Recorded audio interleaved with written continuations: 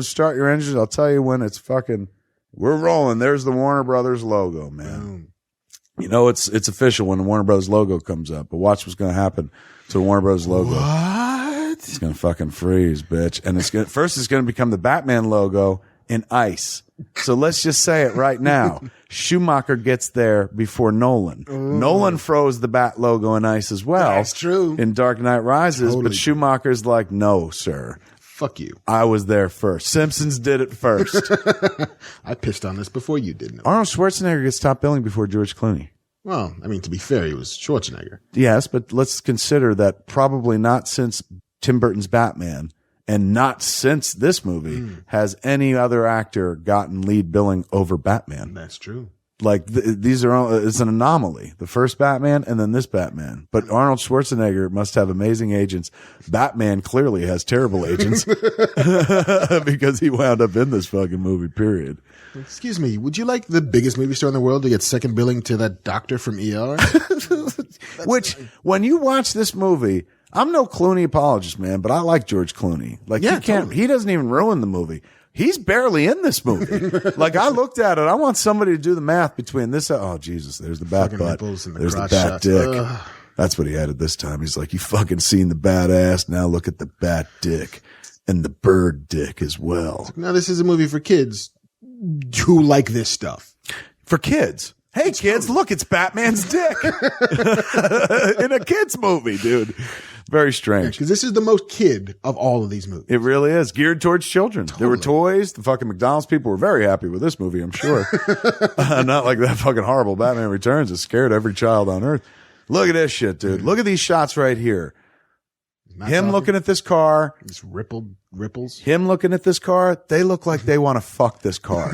What was the direction that Joel Schumacher gave? Was he just like look like you want to come on the car? Because that's like the facial. That's what they're giving us, man. Blue steel. I actually like this Batmobile. It actually kind of does look close. Oh, dude, this is a bad sign when you open a new movie with the joke. One of the only jokes in the last movie that worked where Batman was like, I like the car. You know, it's the car. Chicks love the car. Yeah. And then you repeat it and you have Robin do it. You only get to make Batman and Robin once, man. Look at this shit. Alfred tells him, bring it back in one piece, sir. Yeah. What did he didn't break it in the last movie. No. I'd have been like, hey, dick, the Riddler threw a fucking bag of bombs in the last car. That wasn't even my fault. It's your fault because you let the fucking Riddler in. So maybe you don't break the car, fucking Al Dick. And out he goes. I love the three like shitty Oscar telecast worthy jokes to start a movie with. Yeah. You know, this is true. Superman works alone. Who's that bearded guy that got to write the movie? Oh, that write all the jokes. What's his name? Bruce Valanche. It's almost like they got Bruce Valanche to punch it up. Don't wait up, Al. Look at cancel this. What? And this is how you open a Batman movie? And it's fucking Chris O'Donnell.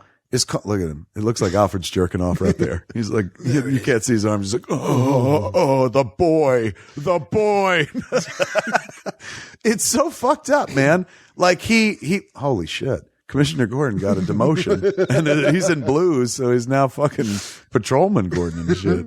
He doesn't even get to be in the movie anymore. He's so like, this is what's his fuck? Gary Oldman, where he gets to be like shoulder to shoulder. He gets to be a hero. This guy's like in your rearview mirror. Literally just in a video phone. Boy, this tunnel's long and makes no sense whatsoever. I remember the first time I saw this movie and Batman has that, like, this is why Superman works alone bit, blew my mind. Cause I'm like, we're doing a shared universe? Wait, Superman could be in these movies?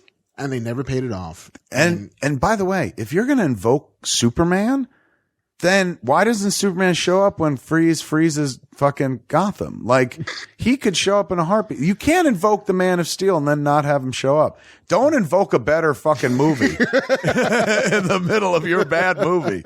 Right in the beginning. And the puns begin. Oh, fuck. This is fucking the worst thing to happen to hockey since Gary Bettman. Maybe. A lot of people don't like the commissioner of hockey. That's a real hockey joke. Come on, man. Like, why did they have to be dressed like that? Look at this dude holding up a stick in the background. I don't understand why you get the hockey stick gang.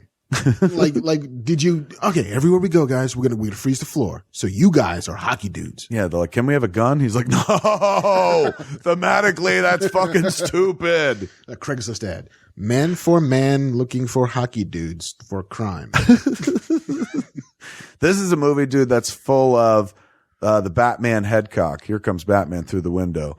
Every time Batman wants to say something to somebody to his left or right, you're going to watch him go left or right. He literally has to turn his fucking whole body like the Tin Man and shit. Tin Man had more maneuverability in the neck than this 90s era Batman. Whose whole fucking move, his opening line, dude, was "Hi, Freeze. I'm Batman." Like, Super cash. I'm not blaming George Clooney. He's a really talented and fucking charismatic as fuck actor. But, oh my God, he was given the worst lines to deal with. Why does Robin fly through the door making a Robin symbol a hole? Like, is this a cartoon? Yeah. It's totally like the Bugs Bunny and Roadrunner. Just It's Batman 66 without as many Dutch tilts, although they come in later on. Dutch tilt is when they tilt the camera on an angle and shit like that. Worst line in a superhero movie ever. Most obvious. Kill the heroes. That goes without saying. You know what I'm saying? That's like saying, waking up and screaming, breathe oxygen and try not to die. Like, it's the obvious. We're gonna just maim them. Is that okay? Yeah. No. Didn't you hear me? I said, kill them. Destroy everything. Everything looks rubber. Apparently in Gotham, ice is made of rubber. Very expensive fucking rubber. And why do they all have follow spotlights? Like, everybody's got like the crazy fucking filter spot on them because it's an ice dance show. And yeah, that floor is not fucking ice ridden. I mean, honestly, it's like it makes it look like the exhibit was ice themed, not that he attacked the place with ice. It just so happened to be happening the same thing. You know what really irritates me, man? I mean, other than like this whole fucking hockey fight sequence. And look, it's Batman holding a fucking hockey stick at one point, dude. Like, this should be my favorite movie of all fucking time. Oh, God. I should be like, I should be fucking coming at the thought of fucking, but look at him. He's got a hockey stick in his hands right now. Wait, where are the skates? Oh my God, make me a gif of that. And then it just ruins it. Like, fuck that. I can't even defend that. If you got the skates and you like, you know what would make this movie awesome? If they fucking clicked their heels together, skates came out, and they just started cutting fuckers' throats, jugulars left and right. I guarantee you people would talk about this movie in a lot more favorable way. Or even like Achilles' heels. Yes. We don't have to kill anybody, just everybody by the fucking hamstrings. Down. Do you think it's because they knew they were fighting Freeze and that's why they wore their fucking skate boots, or do they just always wear the skate boots? They just must. Like, how do you know? It really irritates me going back. Look at him. Fucking come on, dude. I should be coming right now. Batman with a hockey stick. This is amazing. Fucking look at this. Oh, this ruins it. And that's high sticking, motherfucker. That's easily 4 minutes. You hit 4 people. Oh, come on, dude. Come on. I should love this. Look at him. Look at him. He's Gretzky. It's Batman plus Gretzky. It's Batsky. And I should be fucking beside he's holding the stick wrong. Play down, you fucking moron. Why do they stand there? The real Batman would have whipped a batarang while he was doing this. So at least they knocked anything other than like, what do you think he's doing to that dinosaur? Yes. And also would have corrected him to the Ice Age did not kill the dinosaur. Good point, man. Don't get all nerdy, but that's an excellent point. Go ahead. But Science is Playboy's Marc Bernardin says. A little education as we actually do our show. By the by, not the Ice Age. That's a good point though. You know, I mean, not for nothing, but this is really fucked up because Freeze is trying to make his getaway, and how he does so is by turning this fucking vehicle. Look at all this hockey going on, dude. I should be fucking beside myself. Batman with his stick in the air, high sticking left and right. Two. I should be beside myself, but I'm not because it's look at the, well, there you go. Whatever. Like, that's the ice capades come to life. Hit me, boys. I'd love to fucking hit you so hard, and so many other people for this movie. He turns this shit into a rocket ship. Like, you see the spikes on the front of that car? You know what would make this movie amazing? If he impaled anybody on those spikes. In the opening 10 minutes, if you saw a motherfucker like, I'm dying, like impaled on the spikes. Just a little and everything flies out. Oh my God. You would be like, my favorite Batman movie is the one where they fucking impale that motherfucker right in the opening 5 minutes, where man. Mr. Freeze just kills everyone. Oh, all the blood and it freezes. But no, they don't do that. He's turning this shit into a rocket ship, dude. So now, if you do, I'll go with you on that. Why not? Sure, okay. But everybody dies by the afterburner, right? Like, in order to launch a rocket ship, that would kill everybody in the room, right? All the 100%. Flame and shit. Like, you see the bottom of the space shuttle, like, they clear that out for miles. I've been watching space launches since I was a child. Nobody's standing near it, not remotely near it. You're right. It's miles away, man. God, he loves to break glass in this movie. With giant penises? Yeah, that's true. That's so phallic. He's like, look at this cock rising in the sky, a giant icy guys cock. riding the giant cock. How do you steer a rocket ship? You just don't. But he's trying. It's also got no flight surfaces. It's just it's a dick heading to the. I cry foul. Batman would not be fucking in the bitch position like this. He would have thrown a batarang.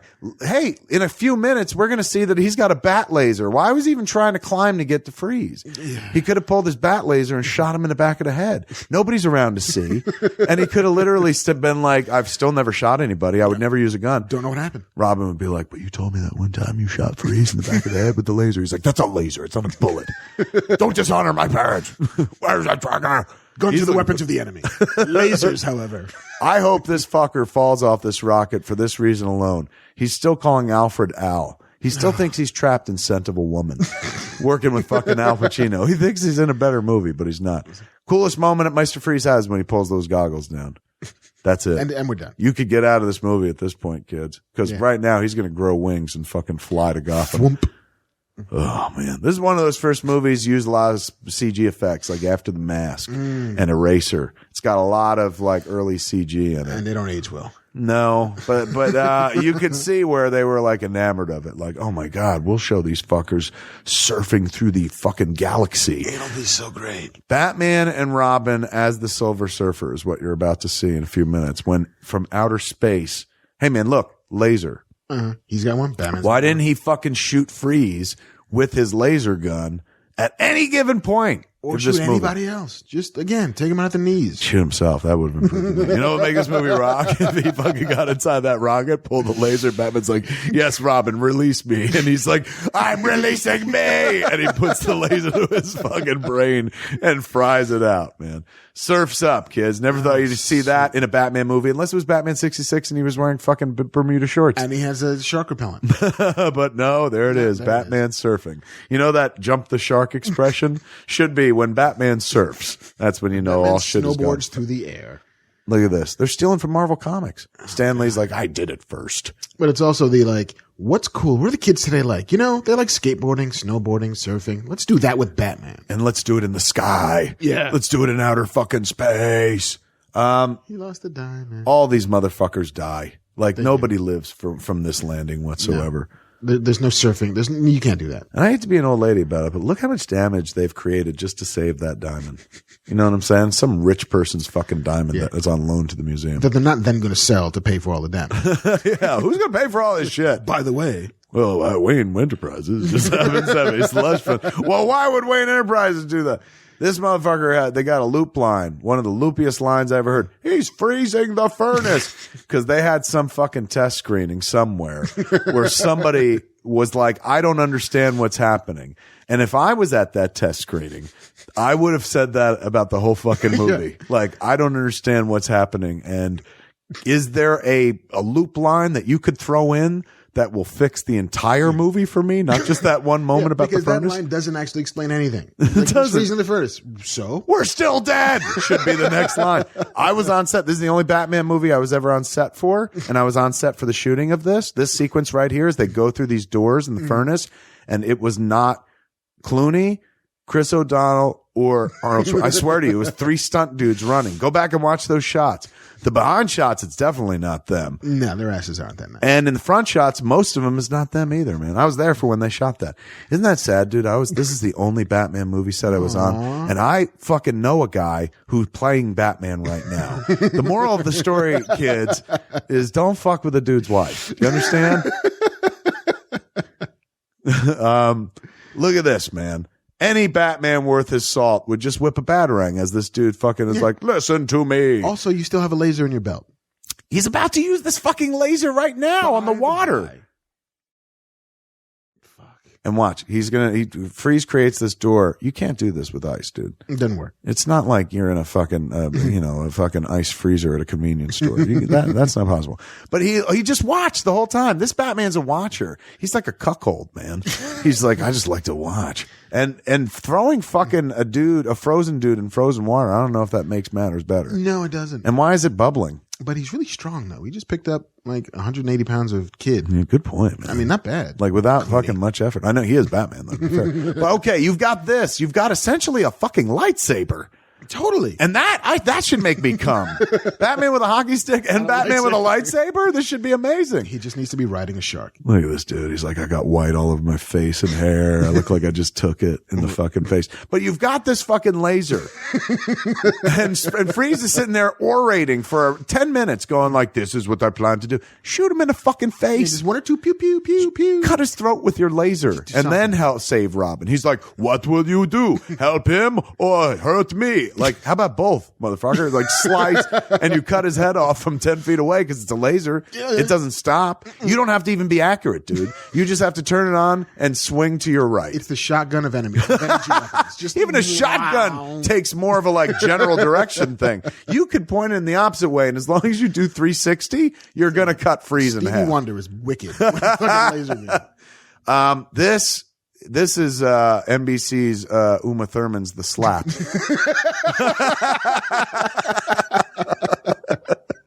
Oh man, fucking you want to slap her on this. God. You know, but it's not her fault. Like, she doesn't know anything about the world of comic books. This was made at a time before motherfuckers knew how good comics could be or that adults treated them seriously and shit. So for her, she's just like, play it big. Like, Jack Nicholson was the bad guy and he played it big. Well, you get to do that because you're the Joker. I mean, I guess, but like, she's just like, any scene where somebody's talking to nobody but themselves is always a bad scene.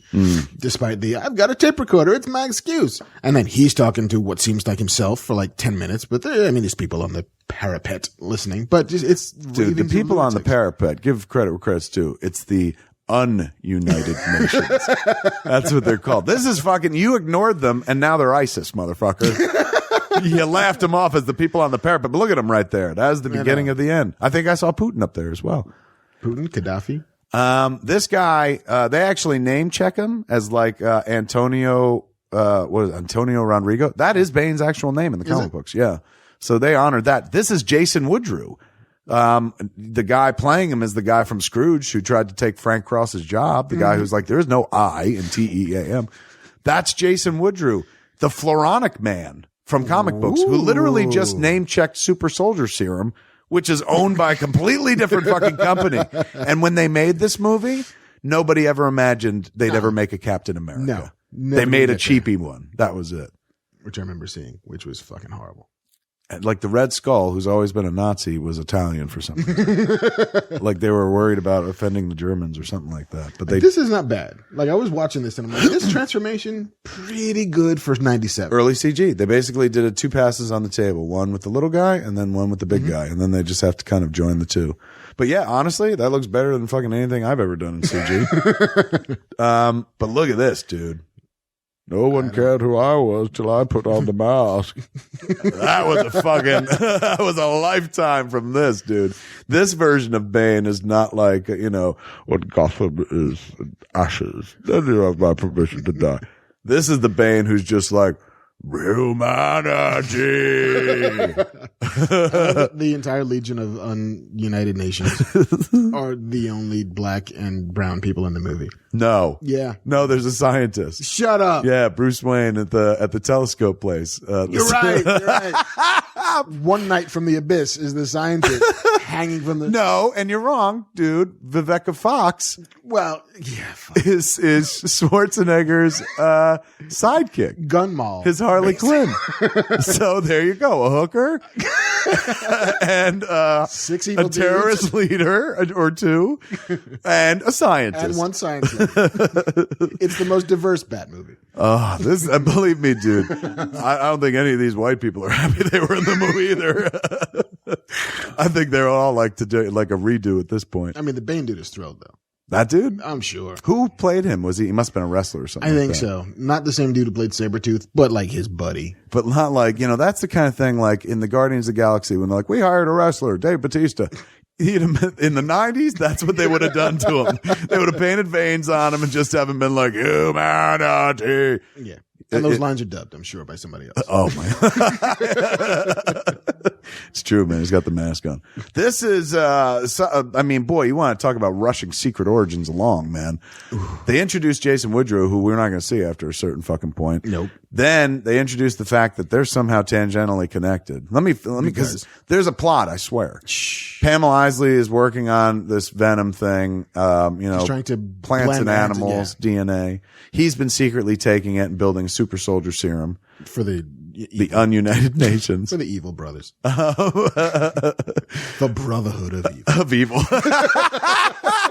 Call it what it is. Come on. And he's trying to sell it to them. He's going to kill her here because he made a pass at her. He's like, I want to fuck you. She's like, I don't want to fuck you. And he's like, you've rejected me. And he pushes this table over on her. And so she's covered by all her toxins. And because you can't figure shit out, he's going to literally tell you what is happening. Like, this weirded me out. I was like, what does a snake have to do with shit? But I guess because the animal DNA. But he's like, let the earth there it is. Let the poisons and toxins burn a grave for you. Like, oh God, dude. Could you imagine if there was a single line like this in the Avengers? Like, or the Avengers Age of Ultron? Like, think about how this movie began with that fucking stale ass joke from fucking Batman Forever. That would be like the Avengers Age of Ultron opening with Hulk smashing Loki back and forth. Going, right? Remember? Hulk still smashing. This was the awesome part. Speaking of awesome part, ooh, there's a fucking flashback sequence to Arnold Schwarzenegger. Flashback to twins. They make a point of saying he's a decathlete too. Of course. Because they're like, no real scientist would be this built unless he was also a decathlete as well. And also, decathletes look like Bruce Jenner. Which looks like Steve Tyler. Yeah, oh my God. That's a whole different direction for Mr. Freeze at that point. Mrs. Freeze, if you will. The big ass video screen, man, which you imagine is great for porn, is all they use to watch fucking Secret Origin videos. Seriously. Which is their porn. With the giant window from like the Windows 92. Look at that. They're like, graphics will never be better than this. Look, it's the future. I mean, you can imagine though, in 95, like if my mother watched that, she would have been like, that's fucking pretty tight. She's like, you could do that in movies? That looks amazing. Look, this guy's still jerking off. Masturbating. There's his hand on the suit. Whatever you can't see his hand. Coming, sir. Jerking off. Coming, sir. He's like, oh shit, they heard me. He's leaning on the suit, like tugging one out. He's like, fuck, I'm making stalactites or stalagmites. I can't remember which one goes ever down in the back end. And then they call a sick old man and they're like, come get his drinks. He's like, oh, fuck you. I'm going to jerk off in your suit. I'm just rimming it the whole time. Living on the edge, I am. Why do they always have to manufacture a fight for these two? Why can't Batman and Robin just be friends like in the TV show? Hey, buddy. How you doing? We're rich, right? This is awesome. We got all first world problems, these two. It's like, you don't give me enough credit. Why isn't it Robin and Batman? Like, whatever, dude. Brand it whatever way you want. Like, we're rich. Don't give a shit. You want to get high and beat up a criminal? Get dressed and go pound on some thugs? Like, life is good, man. Put on tuxes, go to any place in town and get laid. What do you want to do, buddy? I'll tell you what I want to do. Fuck the butler. He's looking at him like he's the Batmobile and he wants to fuck it still. He's like, Alfred. Bedroom eyes. Totally. Look at that, dude. Good night, Master Bruce. He's like, no, I'm not going to jerk you off. He's like, good night, Alfred. In for a kiss. I guess I'll just fucking watch old videos and jerk off. Old Mr. Freeze videos. He would have, I like George Clooney. I think he would have made an excellent fucking Bruce Wayne, given the right material. He would have. He's still got a little bit of the ER in him. Like, he's still a TV actor here trying to be a movie actor, because you can see he's got all those same old ticks. Oh shit, dude, look at this shit, man. Fucking Schumacher got there first. Why do we fall down, Master Bruce? Schumacher got there before Nolan. Simpsons did it first. First in the door. But yeah, this is fucking, look, this is ER Clooney. I say give Clooney a second fucking shot at the bat suit when they finally do the Dark Knight Returns movie. Because that is your old Batman. I know, Snyder's doing Ben Affleck as old Batman, and it looks like he's going to pull it off, man. Like, I buy it. Affleck can play the fucking shark and Jaws. But you want to do the true Frank Miller Dark Knight Returns eventually, and they're going to do it in 10 years. Make it fucking Clooney. Clooney at 61. Oh, perfect, dude. Perfect. This is one of those things that like turn people off to comic book movies for a long time. Man. I can see why. You can't really fucking sell this as like, think about all the Chris Nolan Batman movies. There was never a moment where somebody rose up out of the floor reborn as something else, man. And that's weird because he had fucking Ra's al Ghul in the movie, who literally his only fucking thing in the comics is to rise up out of pools fresh and back from the dead. This is very much like remember when Selena Kyle kind of came back from the dead? Too subtle. Let's up it a bit. It's true. I mean, it's literally that beat again. And then she's kind of playing Catwoman. She's doing the same character, like I am man's conqueror, putting on that fucking tone. What is that tone? Why do old like actresses, because nobody really does it anymore, but why do old movie actors think that when you talk like this, it's sexy for some reason? Like if somebody was like, I want to suck your dick, Kevin Smith, in that voice, like, I'd be like, look, now you can suck this straw. You may suck this umbrella, but you will never go near my dick with a voice like that. Are you Eartha Kitt from 1964? Yes, I am. No? Then no. But she's still doing it. Like this ain't 64, it's fucking 1997 maybe, and here's Uma Thurman trying to purr like a kitten while she's playing a plant. But look, they give her these terrible fucking lines of dialogue. Yeah, there's no way to save this, but she also doesn't have to be acting like she's a drag queen. There's only one way to save this. You get Quentin Tarantino to direct her in it, and then she's, fucking awesome. She's a badass. She's the bride. And, she's got big moments in that movie, but it works. This is weird. Her whole motivation for fucking Batman is what? That's it, dude.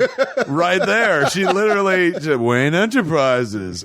And then, that's it. And all of a sudden she starts talking to this guy and she's like, look, we're going to fucking Gotham. Why?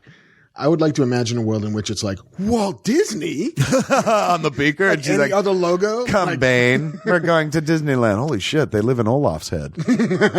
If they're in the basement, that means they're in Olaf's dick, isn't it? The first place I'd think to look for freeze is in the old closed down fucking ice cream factory. Maybe they should just do like a quick thermographic scan of Gotham and find the coldest place and then just go there. Motherfuckers who are always like, George Lucas raped my childhood. Fuck you. Joel Schumacher. Joel Schumacher is making me hate. I'm Mr. Freeze Miser. And look at this shit, dude. These cats are not singing. There's Viveka. There you go, dude. There you go. They thought about you. They did. They knew you were coming. A little something, something. Go back and watch that singy scene because I assure you nothing that they're saying here is interesting. In that singy scene we just saw when he's like, sing, damn it, sing. And he's telling them to sing. They don't sing.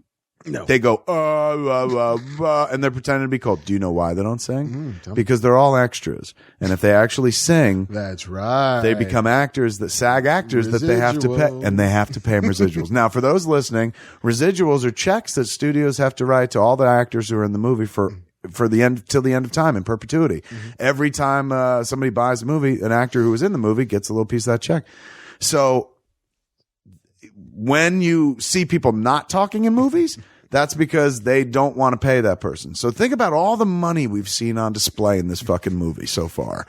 All the wasted money. Somebody said in this crucial scene where he's literally, the main character is telling these characters to sing. Somebody was like, don't, because then we got to pay him residuals. No, fuck that. So just, can't do that. They can't. Just have him moan or something like that. This guy, Frosty, looks like he's got his face cummed on. Look at that. His bukkake face. Why is your face wet in the cold, dude? I know they're trying to say it's like icicles, but it's like, well, he's an icicle, so maybe your face should be blue. That dude is just glazed. He's like, come over here, Frosty. I'm so angry. I want to do this in your face. Wow. Look, he likes that shit, dude. He's got fucking TV dinners and he hides his fucking frozen TV dinners. He hides his wife behind the wall. Maybe if he didn't spend so much fucking money building fake walls in front of TV dinner, like refrigerators, he could have cured his wife. Well, how much money could that be? It's like a garage door opener. Well, he's got press a button. He's a little glorified. He's got to refrigerate an entire building. Yeah, that true. Ain't fucking cheap. That's then true. Like motorized security. Like this is not a cheap thing. He's telling her soon we could be together, but she's in cold water. He can only exist in the cold. Just get in the fucking tank. What's the problem, dude? Yeah, go hang out. Yeah, you can still fuck her. Don't, well, they're married. Yeah, so it's cool. Yeah. For the record, no, it's not. I got a wife who makes that very clear. She goes to bed every night. She's like, I'm in on it or it's not happening. I'm like, fair enough. I'll just be over here jerking off. Hey, man, suddenly a girl What? comes to this fucking sausage party. I do love when they put Bruce Wayne in turtlenecks, man. They've been doing that since Batman, since the first. This is the 1999 most Batman. aggressive fucking turtleneck. Like it's about to swallow his head. Yeah, he's almost like Bazooka Joe. It's going up right Hey, his mouth. Jughead. Look at this shit, man. Like they would keep a key above the door. You must be clueless. Well, it is clueless, ladies and gentlemen. Alicia Silverstone joins the Bat universe. Did she have like dental surgery before this? Because like her bottom lip is so lazy. Is it? It's just, I don't know. It's like she's stoned. God, of all the fucking criticisms you can lay at this girl, like her bottom lip is lazy as fucking, that ain't even in the top 400 for this movie. Keep watching her talk and I'm like, what's wrong with your face? They keep watching her talk too. That's Yeah, what's creepy about this whole sequence is she hasn't seen Alfred in a while. It's her uncle, unlike the comic books. And they insist on following and fucking listening, dude. Like the whole time they're going to follow around. They're just, I fucking this like 15-year-old girl who shows up in the house. And they're both like, what are they talking about? You know, they're just like fucking leaning on Alfred, like, listen, old man.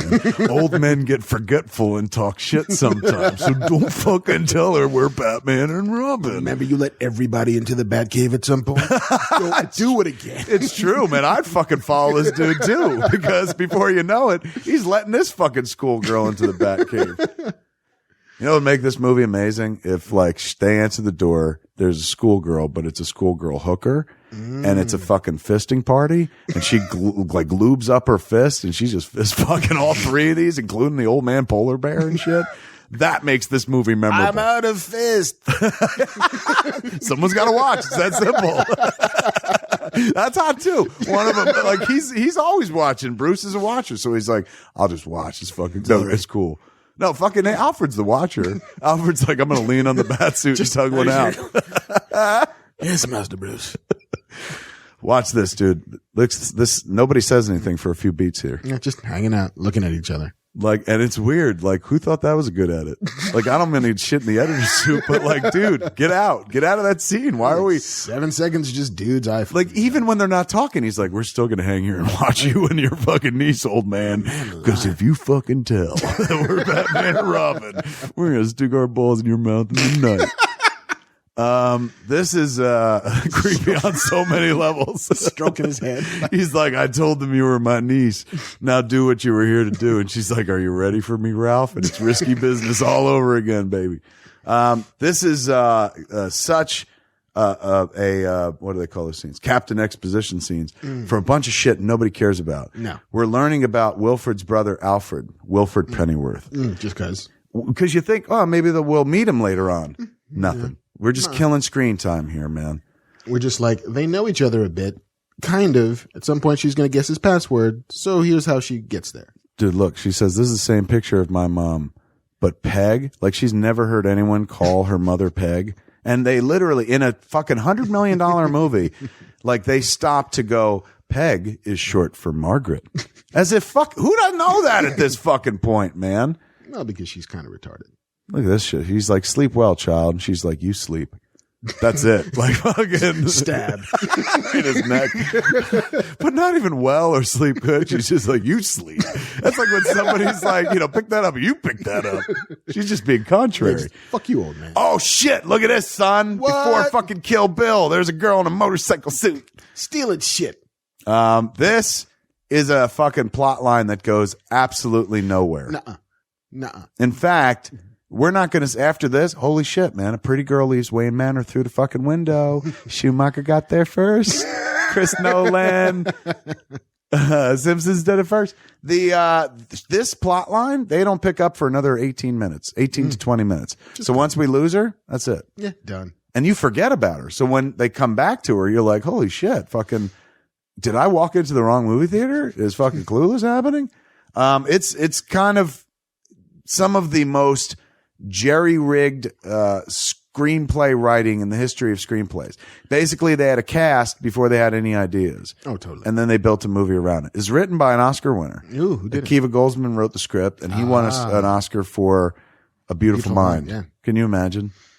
That guy. A Beautiful Mind was not what fucking put any of this together, man. You know what would make a better movie if she opened up that fucking box and Gwyneth Paltrow's head was in it? Because then you're like, holy shit, it's a sequel to Seven. But instead it was a fucking wig. If anybody's head had been in it. Well, that's a great disguise. I mean, honestly, I wouldn't know that that's Bane because he just looks like a business dude. To be fair, you want to make fun of it, but like Chris Nolan put Bane in a big coat too. Like, you know what? Schumacher got there first. All I'm seeing in this movie is the brilliance and fucking foresight of Joel Schumacher. This observatory is physically impossible. They all are. None of this works. But Bane in that fucking overcoat, dude, you know what? That's like, they don't even owe fucking Schumacher. They owe fucking The Thing and Stan Lee and fucking Jack Kirby for fucking Yancey Street and The Thing wearing an overcoat. This man, this monster. This is the scene, where you're just like, all right, they fucking brought Gossip Gertie back. I think, I'm not fucking sure, but I'm pretty sure if I remember correctly, Gossip Gertie, there you go, dude, scientist. You're right. Scientist, motherfucker. And, there's an Asian scientist as well, so I don't want to hear any Oh, more. look at that. Look at that. They're like, look at it. It's like a Benetton ad, this movie, ladies and gentlemen.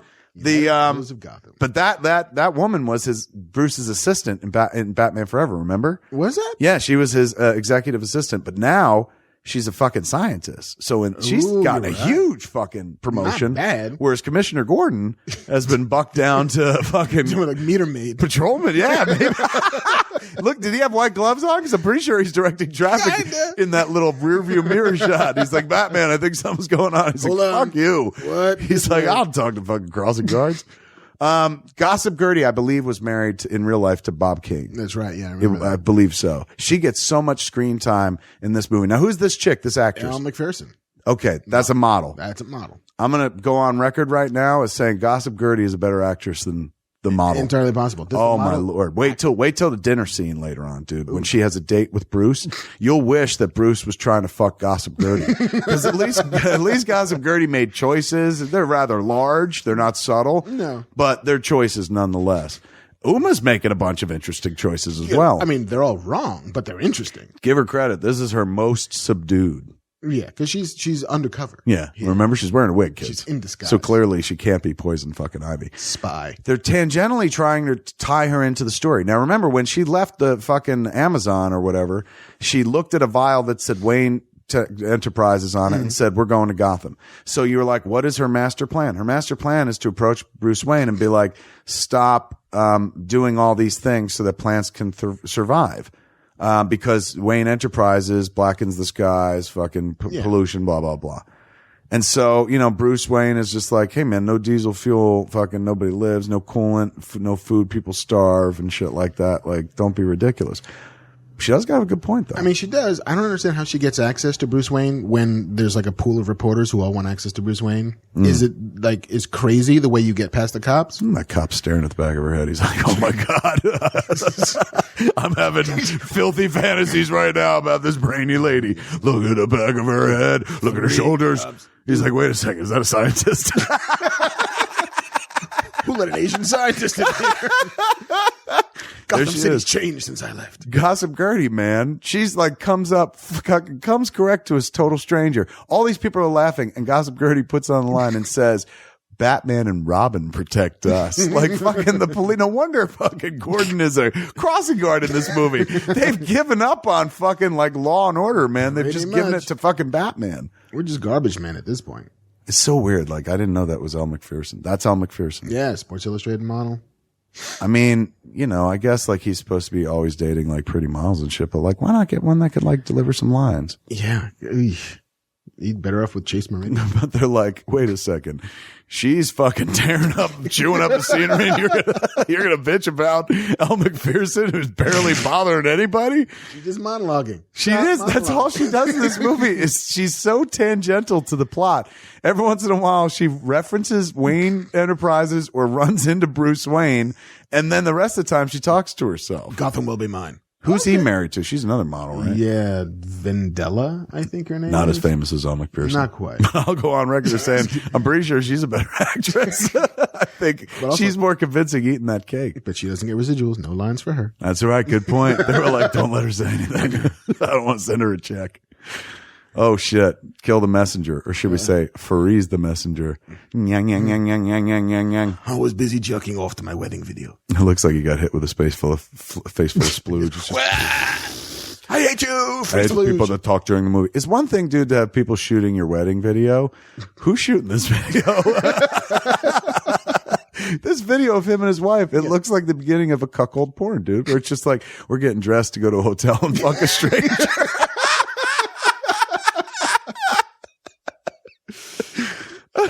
Oh, my beautiful bride, you fucked so many bowls while I watched, and now my life is cold. That makes it a better movie, dude. Yeah, it totally does. He ripped that Bruce out of Wayne, that dude's hand. diamonds. Man. He probably killed that dude. He ripped his hand off. Basically, the villain's plans are entirely based upon shit they randomly notice. Both of them happen across shit. Oh, Bruce Wayne, diamonds. But to be fair, Frosty was trying to fucking tell him the whole time. He was like, boss, look at this. And he fucking froze him and shit.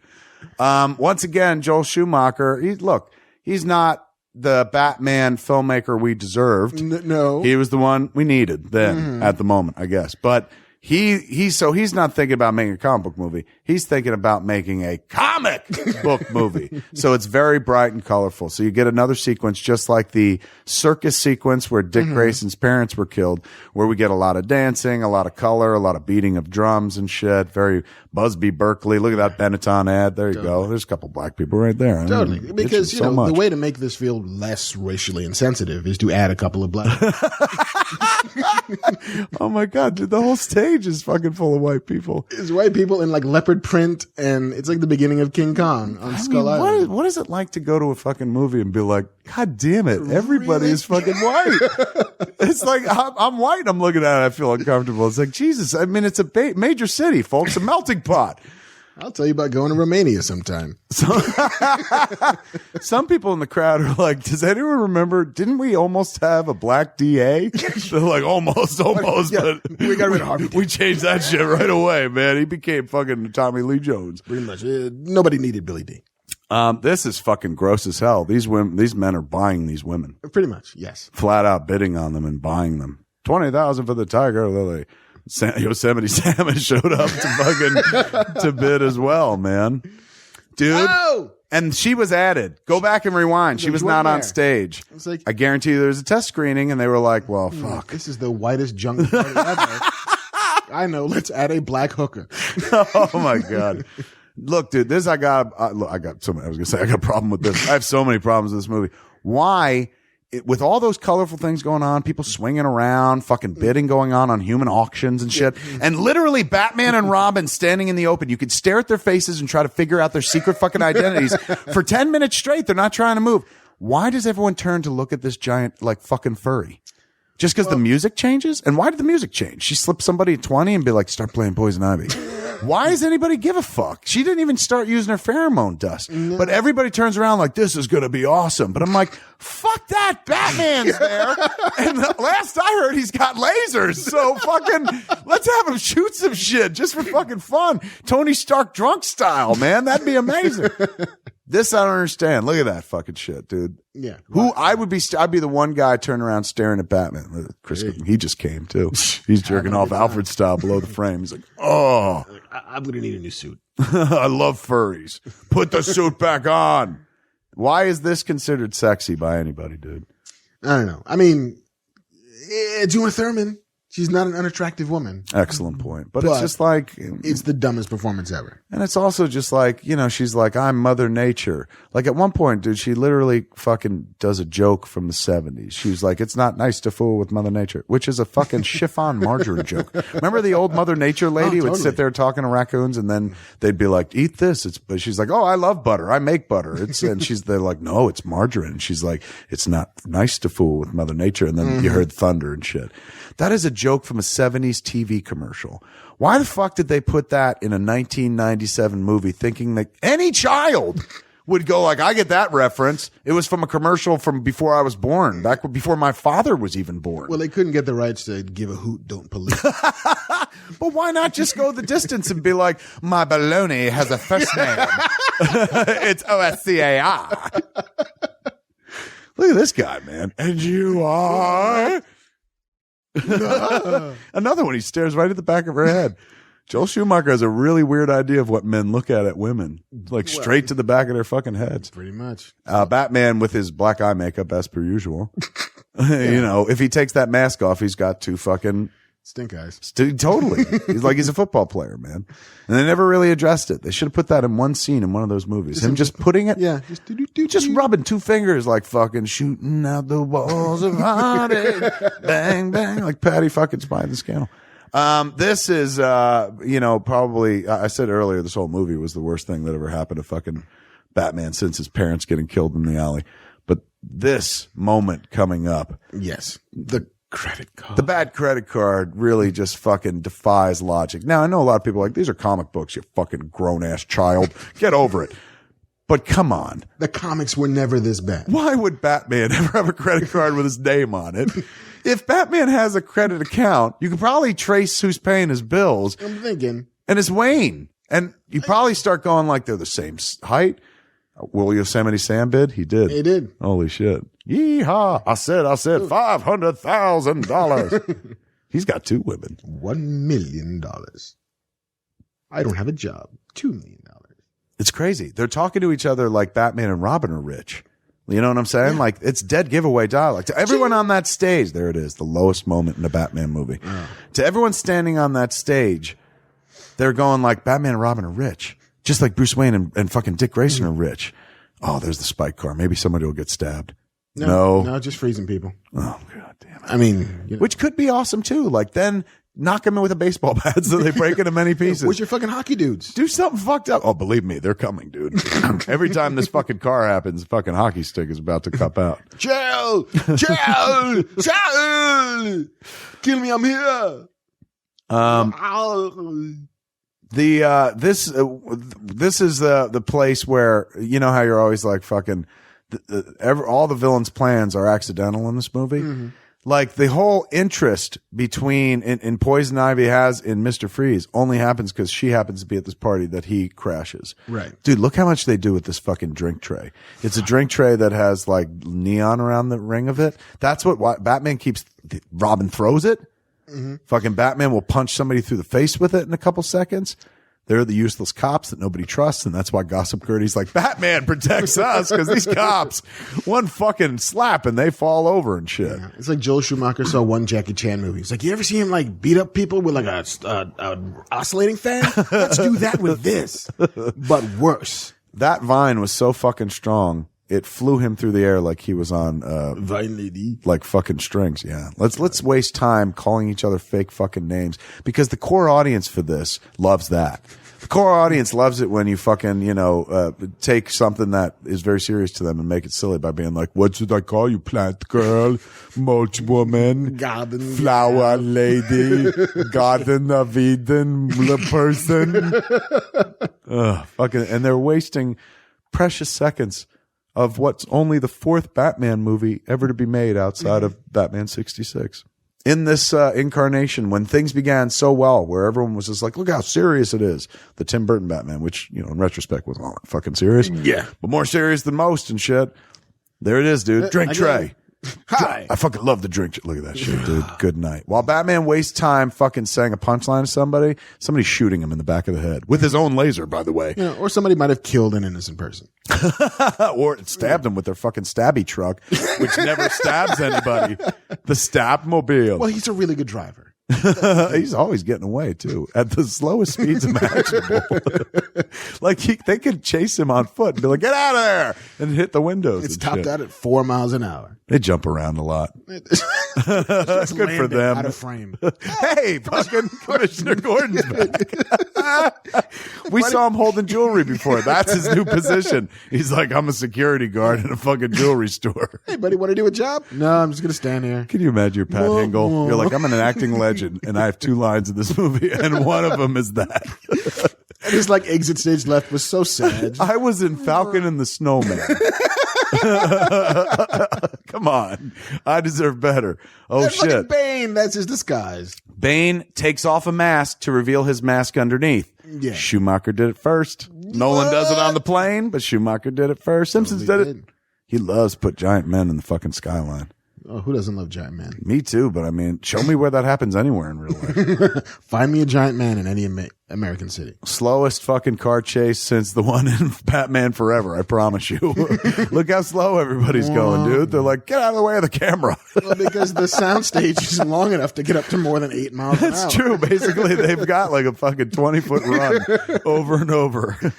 Whoa. They love their CG in this movie, dude. They loved it. Now this is where shit goes haywire in the relationship between Batman and Robin, because suddenly Batman, who's like, doesn't give a fuck about risking. What's not a boy? He's a grown man. Robin's like 38, risking a boy's life. But he shuts his fucking bike down, dude. Yeah. Isn't that more dangerous than like letting him go for the jump? Kind of. Because he's like, now I have no control over the brakes even. I'm going to die. By the way, they skydived from a rocket earlier this week, and it was totally cool. Yes, yeah. So it's like, but he's like, this one you can't handle. This, buddy, I can't give you this 20 feet. Like, you're not Evel Knievel, he's who like, also what? couldn't make that jump. What happened to Surf's Up, man? We were fucking friends. We were golden, pony boy. No. This is kind of this is very weird to admit. Look at that shit, man.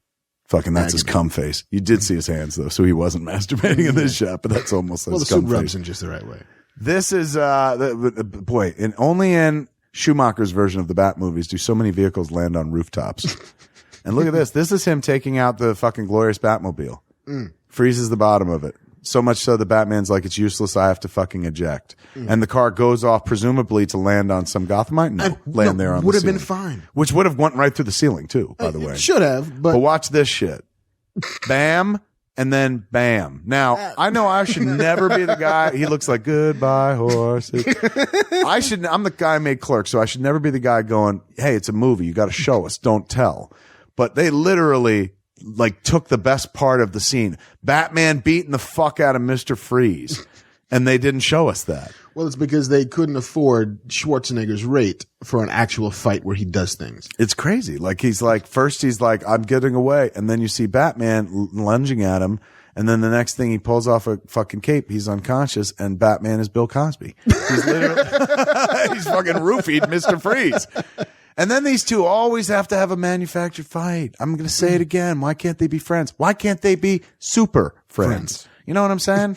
Why is it fucking always some disagreement? Chris O'Donnell, I don't think he's a bad actor, man. Like, it's not his fault. He was given the worst, bitchiest, dickiest Robin to play in the fucking history of any of the Batman things. Like, there's no pluck about him. Like, even Burt Ward, who was like a grown man by the time he played Robin in Batman 66 series, still like, you know, gave it like, golly gee willikers, Batman. He was doing something. He'd made a choice, and it was a happy choice for the young kid watching and shit.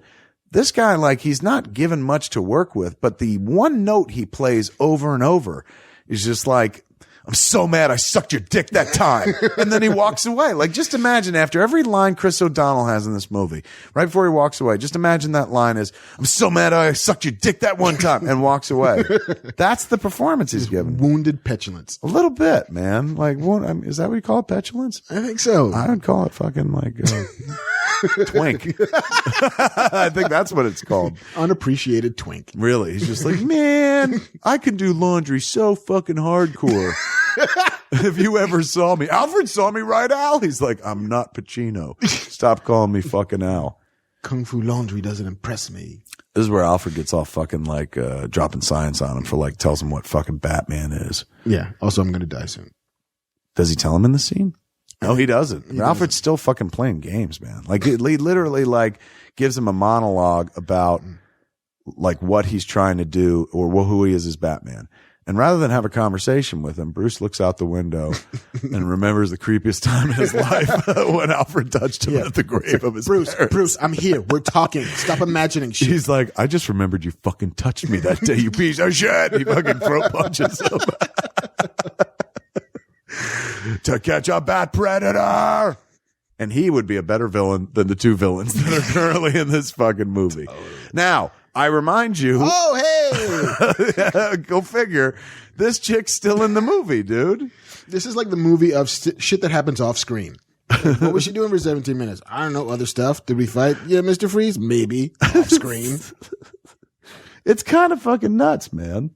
Like you utterly forgot that she was in it because we went to that party where they were selling women, and like that was kind of like disenchanting. And then everyone was really interested in the one woman who like just showed up dressed weird, and like, but Batman and Robin were standing out in broad daylight, kinda, even though it's nighttime, so you could literally see under their masks. This is so unnecessary. All of this shit, dude. It is, but I guess it has to be there only because you would have forgotten she was in the movie. Yeah. You know, unless they have she's back. Or it feels like they put her in. Oh yeah, bitch. Arkham. Arkham. What the fuck? Why is Arkham built like this? Basically. You don't want to not simply walk into Arkham. Yeah, like why build that wing? That weird wing. That's very strange. But still, dude, this was only the second time in Batman cinema history that we got to see Arkham. Clearly it's overstaffed. Just dude standing all. And look, I'm making fun of this movie, but I'll be honest with you. I stole this fucking freezer bit for Yoga Hosers. Yeah, you'll see it. It's in my movie. It's crazy. It's, you know, a little visual joke for all the parents in the audience. He's Mr. Freeze. So they put him in a freezer. Get it, kids? And there's Jesse the Body Ventura, man. Oh, this may have been the movie that pushed him over the edge where he's like, fuck this, I'm going into politics. I can't do this anymore. Yeah, he's like, this shit show is unbelievable. I'm going into the other shit show, politics. Or like, Arnold, this is the best you could do for me. We were in Predator together, buddy. That's right, man. They were fucking in that movie together. We were in the jungle together. Do you think Jesse was just like, there's no way that Arnold fucking clunking my head into this guy's head would have knocked me out? And he's like, I would kill Arnold before he would. I used to be a SEAL. Wasn't he a SEAL or something like that? Who allegedly also never saw action, but. Is that right? Yeah. He's the one that had the troubles with American Sniper, right? The book? One of them. Yeah, he was just like, cause the sniper said something about, fucking this guy. He never said his name, but he intimated that it was Jesse Ventura. And then in an interview, Chris Kyle, is that his name? Yeah. Said that it was Jesse Ventura. And then, you know, he sued him or something like that. Yeah, he did. And then the dude died when he was suing him, and Jesse still continued the lawsuit against the dude's widow, which at that point, even if you're right, dude, I know you're suing for the right of like, hey man, I didn't say that, but still, once the dude dies, let it go. You know what I'm saying? You go after the widow, you kind of look bad. You look as bad as a prison guard who fucking throat punches a poor guy who can't exist out of a fucking cold ray. That is straight out of fucking the Batman 66. Like, this is the movie where they just become Batman 66. They just give up on pretensions of anything altogether. But in the first introduction of Mr. Freeze, and he's played by before he was played by the director, what was his name in the Batman 66? Not Victor Mature. Well, the director was Otto Preminger. Yeah, he was the second Mr. Freeze. There was another guy, George Gobel? No, not George Gobel. I'm thinking of the Hollywood Squares. Was Paul Lynde played the character? God, this dude loves Dayglow. J.M. Bullock. Joel Schumacher loves Dayglow like fucking J.J. Abrams loves lens flare. Oh, God. It will appear in every Joel Schumacher Batman movie. In places it should not appear. I think it's in his contract. He's like, I'm not making this movie unless I get to put Dayglow. What's our blacklight budget like? Because I got this whole thing I want to do. Yeah, let me tell you something. You take that fucking blacklight to a fucking Schumacher set, you're going to see some shit, my friend. I met him on this set. I was writing Superman Returns at the time. They were shooting Batman and Robin. So while I was at a meeting at the lot, they were like, hey, we're shooting right now. Go to the set. And I was like, oh my God, for a Batman movie, it's incredible. Sadly, it was this Batman movie. And it was the museum set I got to see, and I got to see the Batmobile. And then it was that sequence I told you about where they were running through the fucking doors. Joel Schumacher could not have been nicer. What an awesome dude. Like, super sweet guy, funny guy, really good guy, gossipy and shit. Good dude. You know, these movies though, you can't like, you know, it's just, look at this. Hey, wait, not for nothing. Your precious armory. Like, I'm saying, there he is. He's in the sewer. Schumacher did it first. Everyone's like, Chris Nolan's a genius. I submit to you, Joel Schumacher did the sewers in Bane first. You only adopted the darkness. I was born into it. That's very good, dude. Stay out of my Bane country. We have a Bane off later on. Look at these quote unquote seeds, dude. They look like gems. Like, nobody even in this movie knows what plants look like or do or function. Nobody knows what anything looks like. I think what they said was like they had to, somebody in notes was like, why would the plants, fucking come to life and be plant eating, like be people? You gotta mix in something like snakes or animals. And that's how fucking they started putting snake DNA into this fucking thing. I'm sure, or I'm sure somebody was like, well, it's called venom. What comes from a snake but venom? So maybe we should add snakes to the origin of venom. Yeah, okay, why not? So much of this movie feels like, yeah, okay, why not? Well, yet another movie where Bane goes total bitch for a woman. He's the strongest character in the movie, but it's just like, If you bat your eyes at me. I love you. Honey. Hey, you get to line. Company. Imagine doing it as Bane. Honey. Company. It still doesn't work. It'd be weird. Look at this shit, dude. Early CGI. They were just like, just hold your hand like this. And she's like, what is going to happen? They're like, I promise you, I'm going to put a flower there. Is somebody going to high five me? No. CG. They brought in Andy Serkis dressed in an outfit and he was that flower. Like, that's the only way we know how to do CG in this town. Andy Serkis has to be it. If you got to put a spatula in the scene, Andy Serkis comes in. He gets dots all over his face. You don't get out of bed for less than $250,000, but he is the CGI connection. If you want these dots, $25 million. Boy, they could use Andy Serkis to improve this fucking scene. I wish Andy Serkis had a bunch of dots on his face in this scene to play fucking Elle Macpherson, because he would have been more convincing as Elle Macpherson than she was. Did she even have a line, or did she just like sit there and get up and walk out? No, dude, she's talking. That's the sad thing. Too bad she wasn't just looking. I mean, look, it's not everybody can act, so I don't want to shit in a girl's mouth. She's obviously beautiful and very successful in life, way more successful than I'll ever be. But in the spirit of this fucking watching of the movie, she's really the weak link in the performance chain. I hate to say it. And that's saying something, considering everybody is trying their damnedest to break this chain left and right. Because man. Vivica Fox is just wailing at that. Look, Vivica Fox was Meryl Streep in this movie compared to fucking Elle Macpherson. I'm sorry. And I know I keep kicking her while she's down. I'm sure she's done wonderfully charitable things. I'm sure she's a good person, man. But cured malaria. Oh my God. This performance is dreadful. Zoom in and hands. Could you imagine giving the worst performance in the worst movie that a lot of people have seen? Why do you need to zoom in and enhance and then put a big fucking magnifying glass over the screen? He's still surprised he's even in this movie. He's like, oh, I'm in this. They're like, psst, act. He's like, oh shit, yeah. Hey, we should big up the screen, right, Al? He's like, you're on your own. Oh fuck. Go one pitch on me. I got nobody to act with. I guess I'll just big up the screen. Zoomy thing. Hey, there's something. He runs out of the room like, fuck you, get back in here. He's like, no, that was my scene and motivation. Somebody just called me. I gotta go fight a crime. The making of Batman and Robin. Holy shit. Don't invoke a better movie in the middle of your movie, because it just makes me want to go watch that movie. And it makes me want to do ultra violence to this movie. But just when you think the gangs can get worse than the Raggedy Anns and Andys, apparently. It's the Coolies. This is not a fantastic voice, but I'll tell you right now, man, it may be a gangster's paradise.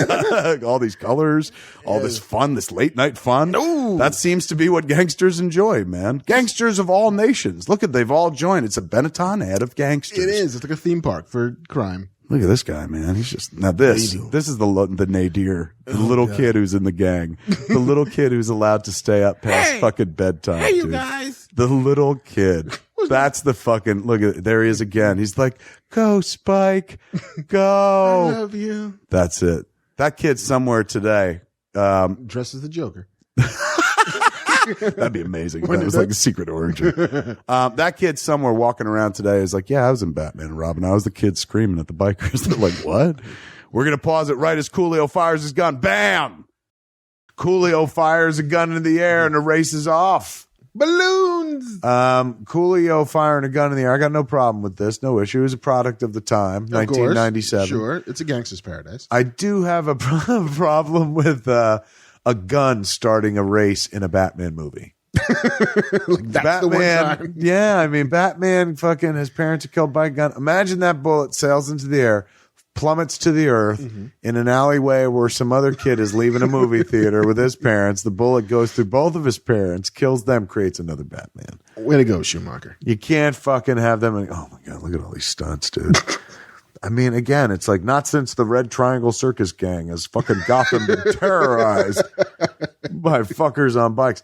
I want to point out, though, Spike, the one that little kid was rooting for. Yeah, Spike, go, man. He's the dude who keeps trying to, like, kill Batgirl throughout this fucking race. Out of my way, losers. That's Spike. Aw. That Spike is played by Nikki Cat. Shut up. Nikki Cat was in Dazed and Confused, and what else? Boiler Room. Boiler Room. Room. A number of movies. Wonderful fucking actor. Nikki Cat is also the guy sitting next to Jim Gordon as they transport Harvey Dent when they're attacked by the Joker in The Dark Knight. Yeah? He's the guy that's like, oh no, oh, this isn't good, with the helicopter going through the fucking. Shut the fuck up. Nikki Cat is the bridge between Batmans, dude. He is the key to the multiverse. If Nikki Cat were in DC Comics, he's the Psycho Pirate. He's the only, and that's a very inside baseball crisis reference. Dig deep, man. He's the only one. That's a deep cut. He's the only one that fucking remembers the two fucking worlds, man. And in this world, he's a criminal, and in that world, he was a cop. Aww. A bitchy cop. And look, there are also cables, cross wires that take somebody off of a vehicle. Schumacher did it before Chris Nolan. Totally did. Chris Nolan did that in The Dark Knight, but Schumacher's doing it here with Nikki Cat in the same scene. So Green fire. Nolan could try as much as he wants, but fucking Schumacher did it first. Always. Through the door. Why are they wasting our time with this? Remember when they didn't let us see Batman beat the fuck out of Mr. Freeze? He goes through the fucking windshield, and then all of a sudden he lifts his cape and freezes fucking. All for this. So we could waste this fucking time. I don't care about any of these characters, man. Nope. And none of this has to do with Batman. At least put him in outfits, for Christ's sakes. Well, because Schumacher wanted to make his own like Broadway version of the Road Warrior. So it was like, what we'll do is green fire, do it in like rainbow colored bikes. It'll be great. Put him in just wait. Frozen spikes. Not froze. What do they call those fucking things? Mohawks? Mohawks and spikes. Hawks and spikes. Frozen spikes. That's going to be my name of my biography. Frozen Spikes. The Kevin Smith story. It's nothing but Mohawks and spikes, man. And then people who apparently, a whole bunch of kids who just saw A Clockwork Orange. They're dressing up like Jukes. They're back in. Hey, it's the Green Hornets fucking sweet auto shop. That's what it looked like in the Green Hornet as well. This is these two talking and never once going, let's put on suits and go beat the fuck out of that dude who tried to kill us. Yes. Remember all that crime? Should we go stop that crime? Yeah. They're like, he took part in it. And then he didn't even like, I saved her and me. And so now I'm going to put on the mask, go back and bring all these fuckers to justice. He knows Spike is still out there and Spike tried to kill him. He went after the fucking people that like killed his family. Why wouldn't he go after this dude fucking Spike? Pussy, man. He's just like, I saved her life. She's definitely going to give me at least a hand job. I got to be honest with you, man. This is the most interesting notion, though, in this entire movie. I don't know why see how she's got the brown right around her face? Well, it's poor choice, man. Like, just it looked like she ate a Hershey bar more than got in a race.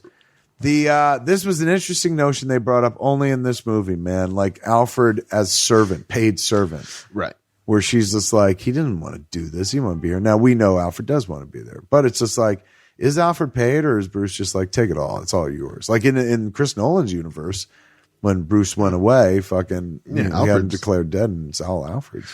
But like, I just don't understand how she gets all this insight into Alfred's life when she's been like a pen pal, I guess. But like, how much does she know? Like, why does she think Bruce doesn't care? And those fuckers, dude, they were just literally talking about their best friend dying. They're like, Alfred's dying. And they're acting more like they just fucking saw a phone video and they're like, Alfred wears a butt plug. Like, what do we do? Like, do we tell him? Not like, should we save him? Let's call Superman. He referenced fucking Superman. We know a guy. Have Superman take him to space and do some sort of shit. Why is this motherfucker allowed to have a clock that he can open up with gears in it with sharp items in a jail cell? No clue. Well, I mean, good behavior. Maybe. He was he was good in jail. He's got the hologram fucking Anakin Skywalker figure from the Return of the Jedi line that I had as a child. Look at that. That's a big old fucking like wraparound shot that went all the way around him and shit. Hey, check it out. It's the 2 worst fucking security guards in Arkham. I don't mean to, I'm so all for the, handy capable and shit, but like you've got the worst fucking criminals in Gotham. Why do they let one of the guards even have an eye patch? Don't you think you need to fucking have eyes behind your back in that place? You would think, stereo vision would be helpful. Somebody, and if I'm wrong, somebody on Twitter say, hey, fuck you, I got one eye and I watch Prisoners all the time. Great, man. Tell me I'm wrong. But that's the real world. This is Gotham where they have super criminals like Mr. Freeze and fucking Poison Ivy and shit like that. Speaking of Poison Ivy, man, she wears second layers just to lose them in this movie. Watch. When she leaves this fucking cell, she's never going to pick up that thing she just took off. And then you wonder why she wore it in the fucking first place. Because it's chilly. But now she's not so cold, despite being in the presence of Mr. Freeze. This dude right here, you're like, Riddler and Two-Face. But, and the weird, oh man, look at this shit. Whatever. Yeah. Fucking Bane just flat out shows up and shit. Green Bane. Green Bane at Why that. is it green now? Your precious armory. Gratefully accepted. You see the Two-Face coat in there? Mm-hmm. Why would it be in the armory? Unclear. Two-Face was killed at the end of Batman Forever.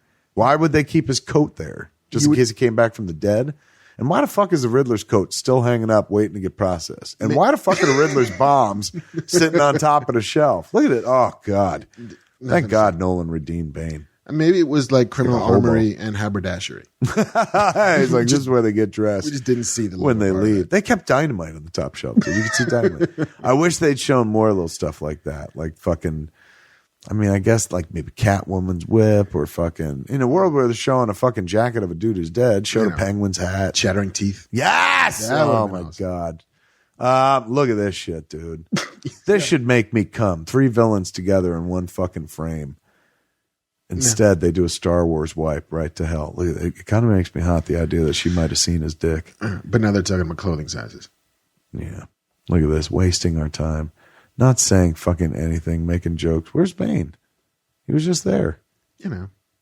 Where'd he go? Laundry. You have to pick up her coat. He's sitting and he's taking a shit in the fucking toilet bowl in the corner of the cell. That's in the heat place. Just like, oh, shit. Pooping. There he is.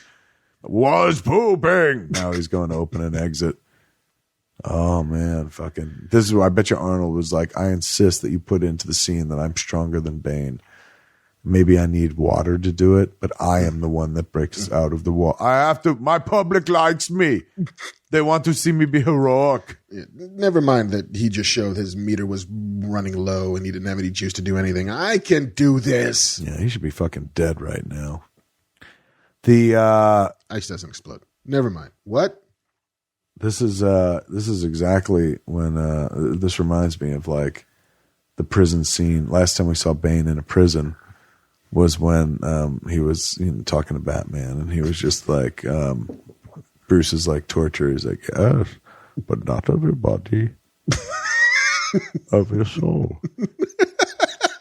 That's what this movie is, dude. It is torture of your soul. It's like being put into that Lazarus pit of a prison.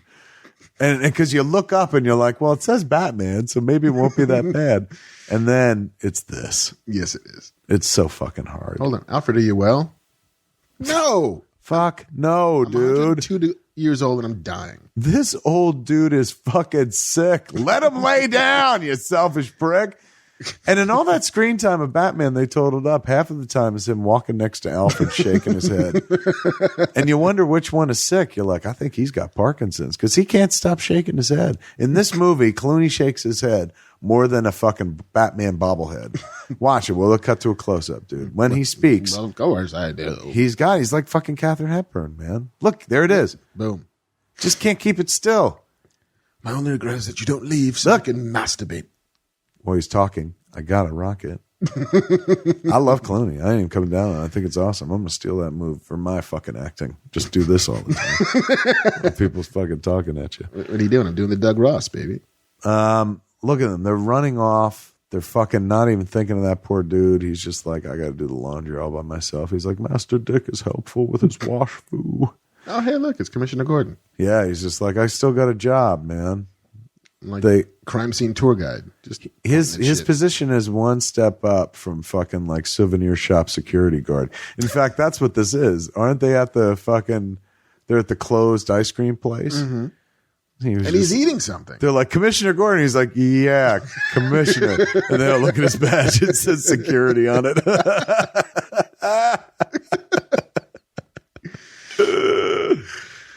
Oh, good Lord. I do like it watching. Look at this motherfucker. 90s Batman head turn has to be a dance move.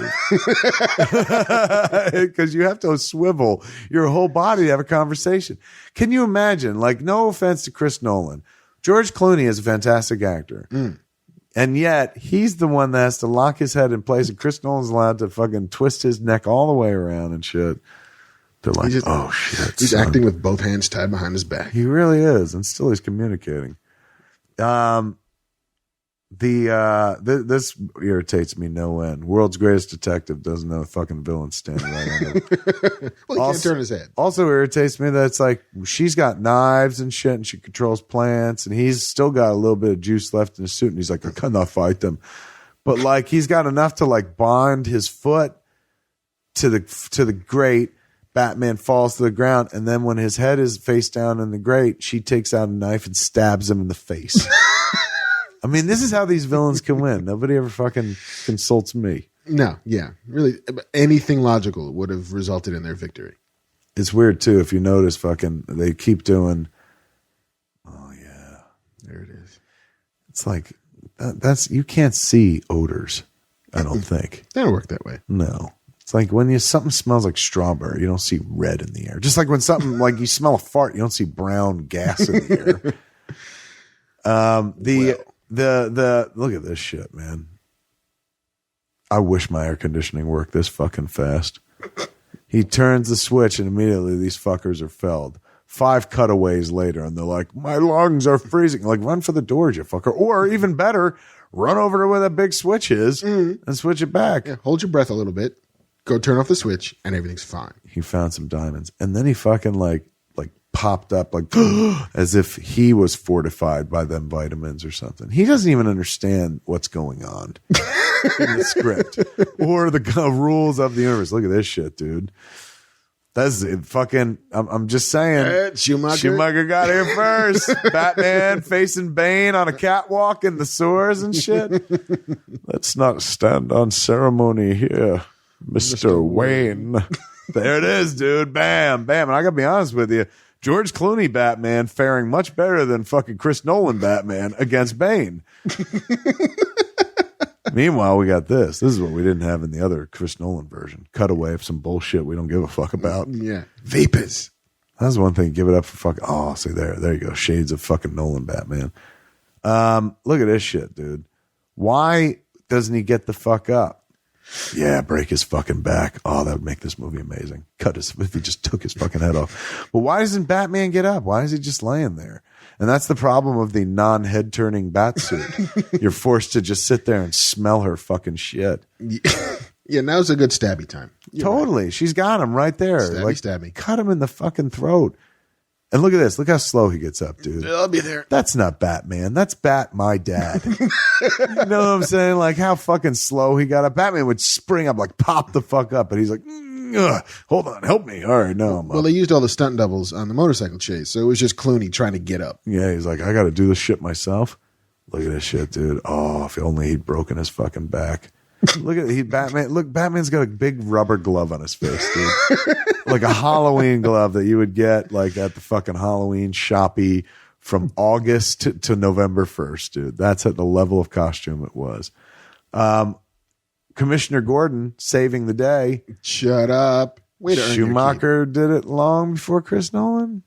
Commissioner Gordon saved the day in Batman Begins, but here we see him doing it on this very screen as we watch Batman and fucking Robin, man. There's a moment where Robin, he's twice now in the movie, I think it is, keeps saying like poison ivy. Like it's clearly, they got a note where they're like, the kids don't know who this villain is because she was never on the TV show.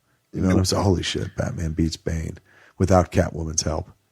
without a fucking rocket from the bat cycle and shit like that, or the bat pod, sorry. Without figuring anything out. What do these things in your face do? You'll just have to imagine the fire. They do that later in this fucking movie, dude. They once again, Bane's face things are the fucking key to undoing Bane, and Schumacher gets there first. Shut up. Schumacher also got there first in the fucking character cosplay porn, because that's kind of what this is in many places. 100%. Man, where she's always just like, I want to kiss you, pretty bad. And they're always calling him little.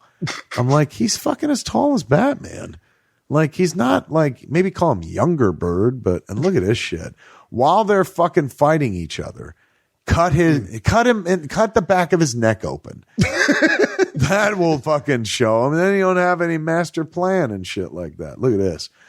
And then he fucking emerged from it like with white skin and that would green be the fingernails. fucking best thing ever. Could you imagine a Nightwing or Robin becomes the fucking Joker and shit? Exit. There's so many exit signs in this movie, dude. It's like they must have gotten paid to put him in the flick.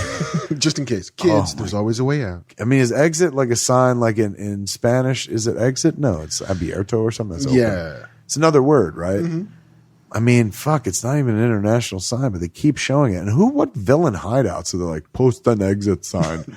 We have to be up to code. Can you believe Commissioner Gordon be like, how'd they get away? You're giving them shit. Where it's just like, hey, fuck you and your Keystone Cops. They all tumbled down the steps when one guy got kicked. And they turned the air conditioning on and you guys fucking fell to the floor. This makes no sense why she kills Nora Freeze. Well, to be fair, she's crazy. So... But what does this have to do with, like, you know, her mission to, you know, fucking Mother Nature take over? Well, because she wants shit? Mr. Freeze for herself for no good reason. So she wants to get rid of the competition for no good reason. So she kills a dead person for no good reason. She goes home, too. She's got her own pad. And she's got a coat back.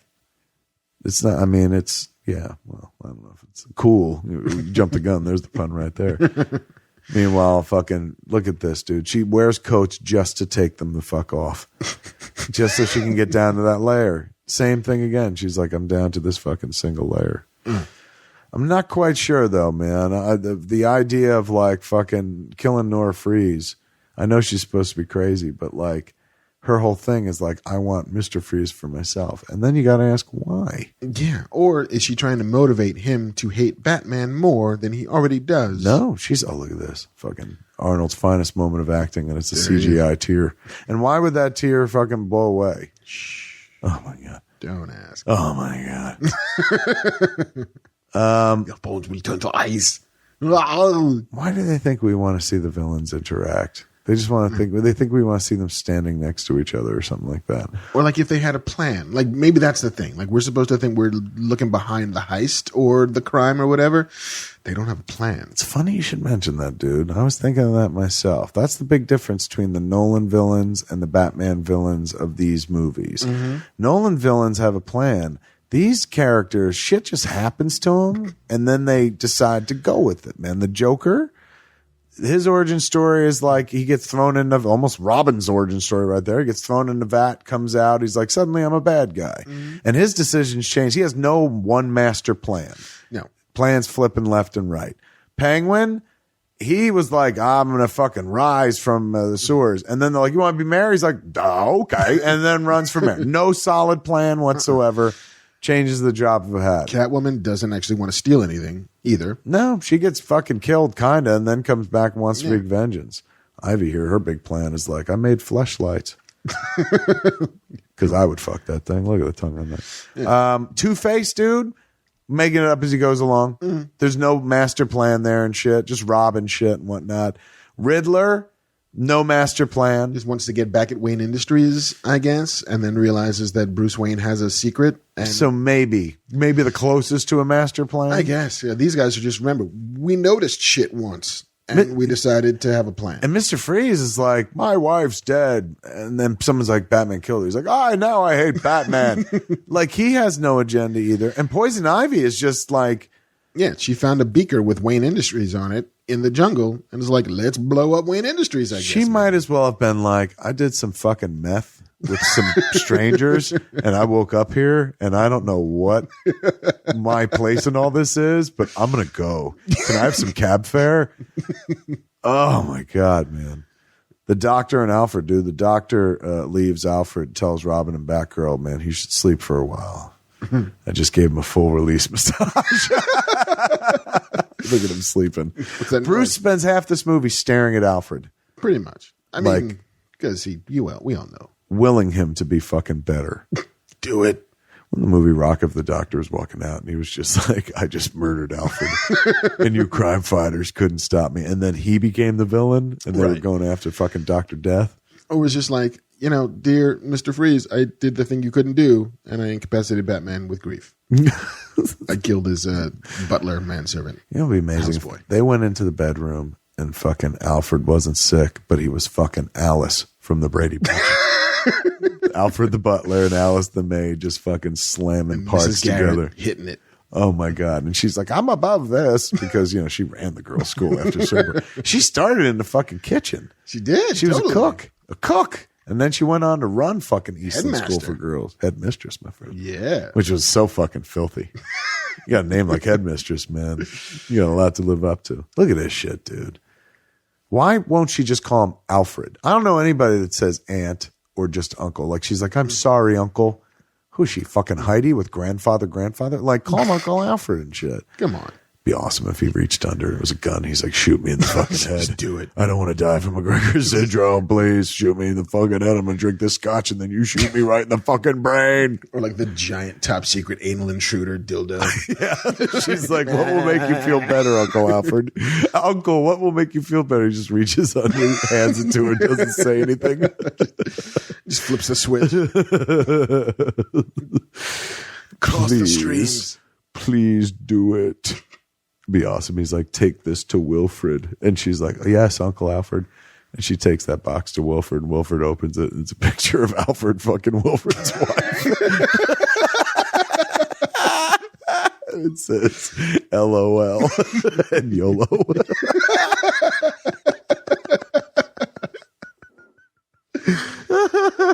She's like, I didn't know Uncle Wilfred. Would Wilfred be her uncle as well? Yeah. Yeah, they're brothers. Wilfred, Alfred.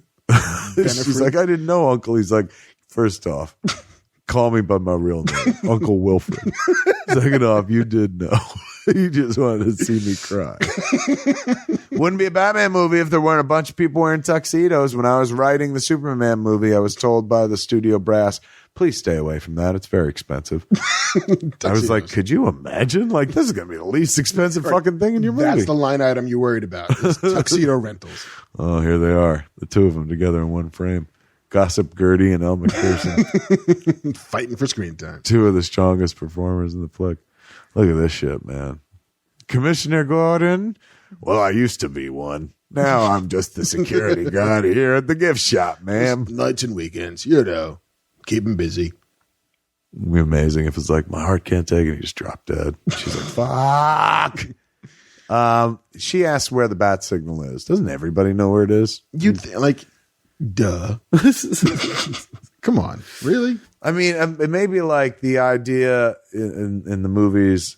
Well, not in the Batman universe, in the Nolan universe, like that. He's like, I can't help it if lights, fucking, just or whatever. When Harvey Dent's like, hey man, fucking, what's that what's that light on top of police headquarters? He's like, I can't help it if faulty equipment malfunctions or blah blah blah. Right. So maybe in this world, same thing. Maybe they don't know that the cops are with them. But remember earlier in the movie, they're like, Batman protects us. So naturally, they know he works with the fucking cops. Yeah, especially because every fucking crime scene is like, Batman, come on in. Yeah, hey. So what the fuck, man? Then why? Why the fucking subterfuge? It's crazy, man. She just loses that big old wig and suddenly nobody... What are you doing? Come on. I have a line. What are you doing? Show me how the satellites work. He's like, are you fucking high? I don't know. I just pay for this shit. Did you get cue cards that I didn't get? Because I memorized all this. Well, the satellites, see, they go up in the fucking air. See? This dude, he's still employing the fucking junior hockey league that failed him in the opening scene. Look, could you guys get some guns? No, we still got these sticks, boss. Yeah, masks, skates, and sticks. Masks, skates, and sticks. They're part of a fucking union. I just can't do anything about it, man. So now how did Bane get up there? Like, I get her lame-ass disguise. She used Commissioner Gordon, right? Just to find out where it was, and he gave her the keys. And he gave her the key. Ah. So now, but what's this? This is my question. And then I looked, because I was like, hey, man, let there be light. It's just so full of fucking bad one-liners that were not fucking funny, and the core audience would never know what they were. Yeah. I looked to see if Bane had lifted up the Batlight in the Nightfall series at all. Does he? No. Yeah, just they thought it was cool. Yeah. But for some reason, I thought that was tied to something. Oh, look, she's smart. She's wearing glasses. The Stallone glasses. Totally. Look at this, dude. Look at how many. I can't. Let's see how many tries before she figures out. 2. Peg. Peg is the fuck. Here he is, dude. Wouldn't be Batman and Robin if fucking Bruce wasn't staring at fucking Alfred, concerned or with fucking love in his eyes. Should you maybe fight some crime? This movie should Master not be Bruce? called Batman and Robin. It should be called Batman and Alfred, who is also very sick at this time. And the houseboy that we still let live here. Totally. The guy, the wash foo. It's so crazy, though. It's like he's going out to, or he's coming back from a benefit. The other two, like, she's off cracking the fucking secret open that he told her not to. Yeah. Who knows what Dick's doing? But nobody's sitting here with their dying friend. They're all like, Alfred's dying. Like, yeah, I know. Let's leave him in the fucking room off the pool and let him fucking die. I got a party to go to. Yeah, He's not going to die. You're not dying tonight, are you, Alfred? Because I'm going out with Julie Madison. Please fucking stay. She's the daughter of Dolly Madison, the one who makes those awesome snack cakes that we love so much. I'm dying, Master Bruce. This blonde is going to read me some stuff, so you just don't die yet. Look at how this fucker, man, he can't be bothered to look at his dying friend. He's just like fucking daydreaming about being a younger man and shit. Meanwhile, the guy is dying right there. He's like, I'm dying, Master Bruce. Look at me. Be present for my funeral. Look at this shit, dude. Head shake. I love you, old man. I mean, come on. Just do it. Yeah, just kiss already. And I love you, too. Bruce and Alfred telling each other they love each other is still a better fucking romance than Twilight, I'll tell you that right now. Here we go. Look at him, dude. Look at him. Kiss. Oh, they just French, dude. You could do a cut of this movie where they fucking Frenched. Look at him. Look how happy he is. He just swallowed his dentures, right? He's like, sucked them out of your face, Alfred. please give me a handy. Under my pillow is an anal dominator. I could not convince my niece to use it on me. England, dude. She's just trying England. She's the brightest tool in the shed, clearly. Margaret. Yeah, I'll try. Margaret. It's not going to work. But good thing they had that fucking conversation about Peg. And he's like, oh, it's not about fucking Peg. He's like, my password's Peg because I loves to get Peg. They call me Peg Boy at my club. She's like, what club, uncle? Anal intruder. Yeah, he's like, this club. And he pulls it out from under the fucking pillow. Look at this shit, man. Remember last time, like, Robin got into the fucking Batcave and it was like, intruder alert, and all the secrets and the fucking big bat symbol. Why is, like, the screensaver the fucking vehicles? No doubt. And why did fucking Alfred put a DVD menu on the message to Wilfred? I don't understand any of it. Once again, there is no sky in Gotham, man. Nope. And you can't track this fucker down. He drives around in a fucking... Seriously, do the police not have radios? An ice truck with fucking stakes sticking out of it. Put an APB out on the fucking, like, the spiky car. It shouldn't be too hard. Again, this should make me happy. Mr. Freeze and Bane in the same frame. But I remember sitting here watching this movie. Ambiguously gay duo. And just being like, this makes me so unhappy. The opposite of happy. And then these two have to have a fucking fake fight about, like, I don't need you, man. This is my bike. She's bad for you. I love you. Let me tell you something. If I'm Bruce Wayne, I'm like, last I checked, I'm the billionaire. You're poor. Like, all this shit, that bike, that outfit, that ain't yours. That's mine. So take that suit off. Yeah.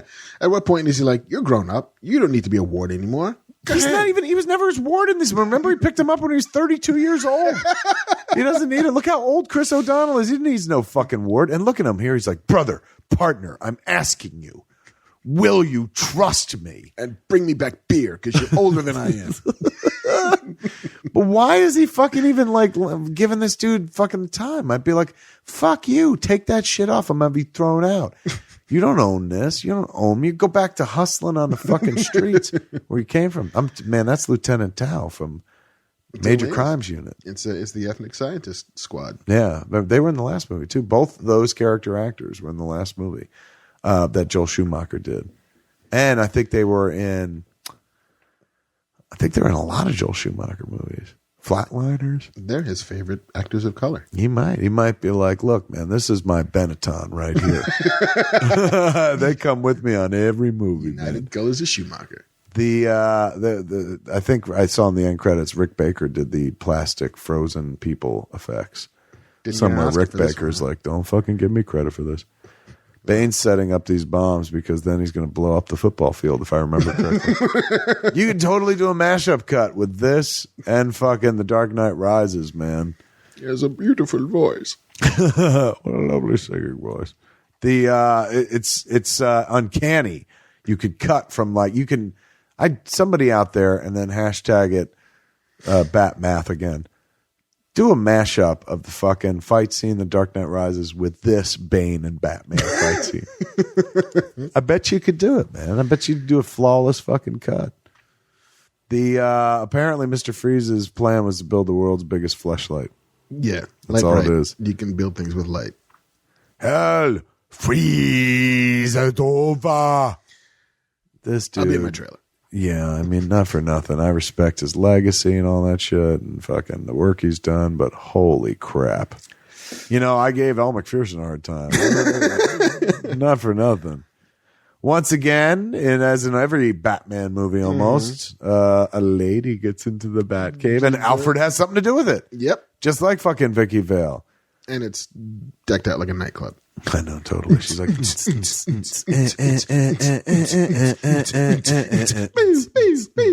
got a glow stick and a baby nook in her mouth. And it is a fucking nightclub, dude. There's a fucking video, like a Max Headroom style fucking multi-cut video, staccato cut video. Intruder alert, intruder alert, intruder alert on the dance floor. Instead of dead mouse, deflator mouse. Thank you. I'm going to go home now. Well done, sir. Yeah, man. This what's weird is this person has no fight training whatsoever, but she's like, suit me up, Uncle Alfred. He's a computer. You're talking to a fucking computer. Oh, bat thong. There it is. Heels. Bat heels. Bat girl butt. Asses. Bat mask. Bat I tatas. could tell that Schumacher's heart wasn't in this montage. Yeah, very, very cursory. Very like, go ahead, show the boobs. Whatever. If you must. Bane carried the bat light all the way to right where the villain's hideout is. Mm-hmm. Never a good idea because you're going to attract all the fucking police. The Popo going to show up. No, not just they're Nightwing. Not. No, they're not. And tell me as many times as you will that is the Robin signal, but there's no such thing. He doesn't get one. Symbol, whatever the fuck. I don't know how the fuck they tried to pass that off. Some design person at Warner Brothers was like, hey, they've never done one for Robin. Let's design one. This will be ours, guys. We're totally gonna own this. And millions of fanboy hearts broke at once, just like they did. They shatter at the beginning of this fucking picture. Look at this, dude. This is just the Ice Capades, man. We opened with the Ice Capades. We're gonna close with the Ice Capades. So colorful. We've now entered a Muppet movie. Yeah. Feed me Seymour. There should really be like the lair architects of Gotham City. Like, who does this job? Like, listen, here's what I can do for you, Poison Ivy. I can build you a giant fucking Venus flytrap place. It's gonna take me like 8 months. It must take her more than 8 months to do her hair each time she wants to fucking engage with somebody in this fucking picture. Now, this plant that she's sitting on, it's alive. Oh, that's right. Because later on it becomes her comeuppance. Spoilers. I just don't understand what is the difference between what is happening now and what happens fucking later. And this is some of the worst. I mean, I know he's incognito. He's a spy in the House of Love. But like, come on, dude. Try He's never actually been in love. That's his problem. I mean, it's just so fucking, oh, dude, he's just like, kiss me and I'll tell you. Then, of course, there's this, man. The rubber lips. There's no rubber lips, right? No, they couldn't do that. I mean, you might as well have done wax lips. I would have respected this movie more if they cut to him and he's just like, but you forgot one thing. They cut to her for a reaction. They cut back to him and he just has those big ass candy wax lips on his face. And he's just like, wax lips. And she's like, curses. And then this guy who's insanely well trained, a superhero at that, trained by the Batman, she's going to kick him into the fucking drink here, dude. That's all it took. That's it. And their big plan was like, what? I'm going to walk in there, kiss her with rubber lips and shit. Yeah, it shouldn't be, I'm going to go in there, punch her in the face. Well, what if she kisses you? I got rubber lips. Then I'll punch her in the face. No. Now, very important that right here, this could be cool. But look, his cape see how his cape is attached to his legs? You see it? It's pinned to his thighs. There must have been some design thing, but that would never happen in fucking real world. Also, doesn't he have ice skates in his boots? Yes. Just saying, like well established early in the... None of this is a problem. Come on. Oh, shit, dude. Her head would be cut the fuck off. Done. Going through that fucking skylight without a helmet on and shit. You can just tell in the development meeting, they're like, and then we'll have the girls fight. I ripped this off for the Jay and Silent Bob, the Blunt Man and Chronic movie. Jay and Silent Bob, super groovy cartoon movie. The girl fight thing, it was just so ridiculous, dude. But watch this, shades of a better villainess when she starts whipping this vine around. Meanwhile, what's going on here? This fucker can't get out of the water because the suit's too heavy? Gotta love undercranking that. Like, he didn't even have to go that far with a fucking bat buzzsaw. Like you said, he's got skates in his goddamn boots. Ooh, a split, if you will. Hey. How can she fight in hair like this? Now look, she's saying this thing later on. It becomes a big deal. They show the spoilers. They show freeze the clip of her saying that, but nobody's videotaping it. Where the fuck? There it is, dude. A blade. Nice. Uma Thurman pulls a blade, man. Vivica Fox is in this movie. Get her back in the scene. You got a little Kill Bill. Then it's all good.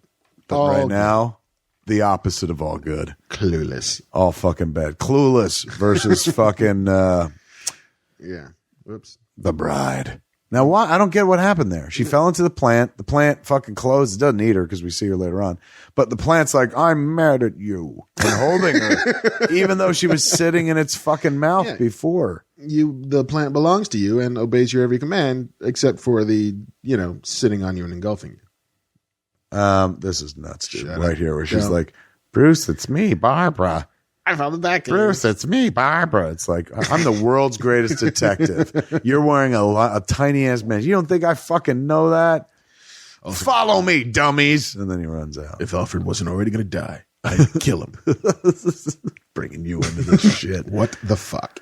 And if I'm Bruce Wayne, I'm like, no. Look, Alfred, if Alfred meant you to do anything, it was to be the new Alfred. You say quippy things to us before we go fucking fight crime. Scrub our dicks when we come home. She's like, fuck that. It's a new age. Uncle said I didn't have to. The here you go. This was 1997, so we're talking early CG. But some of the best early CG, to be honest with you. This would hold up today. It's not so bad. I mean, if it wasn't a drawing that they were painting on, it'd look a lot better, but it's still not. That's true. Probably today it wouldn't be a matte painting. It would be the actual skyline. Yeah, but that ain't so bad. All these people dying, or are they just being frozen? We're supposed to believe that they're just being frozen. Any kid watches this today, they're like, what the fuck is a telephone booth? But that dog peed on a fire hydrant. That's hilarious. Yeah, they're like, oh, God, that dog got what he was getting to. Coming. Fucking villain pissing on our sidewalks. I was glad he was frozen. Vandalism is a serious crime. Now look at this. Everything else freezes. It freezes in place. These cars freeze. They keep fucking moving. Yeah. No. Kill the heroes. Why does he have to control it like that? Like did anyone tell him that once you put in the fucking coordinates, that's it? You just every way. Here it is, dude. Widest street in any fucking city on the planet. Maybe this might be wider in Fifth Avenue in fucking Manhattan. They all went home and had time to change. Yes, and get their specially built snow gear. Batgirl on a Batcycle. The only time you're going to see her in the cowl, too, so fucking enjoy it. We only have 11 minutes to save the city. Yeah, because you fucking went home and changed. and grab different vehicles. And what the fuck is like Robin riding, man? Is he going to fight the Swamp Thing or the Gator fucking guys? It's a lovely little hovercraft. Yeah, but I mean, it's like, isn't that something you take to the swamp? You're like, wah, you go through the swamp water. Look at the formation they're riding. This is a gross toy commercial. Oh, 100%. All this is a toy commercial. And you're like, holy shit, Batgirl's been killed. But no, she lands. Look at it. This is the only time you'll see her in the cowl. Enjoy it, man. Back on the bike. Wow. When I was working on Superman, look at this, dude. He's like, I'm going to bust this fucking thing. He's going to do a freeze ray. He puts up the shield.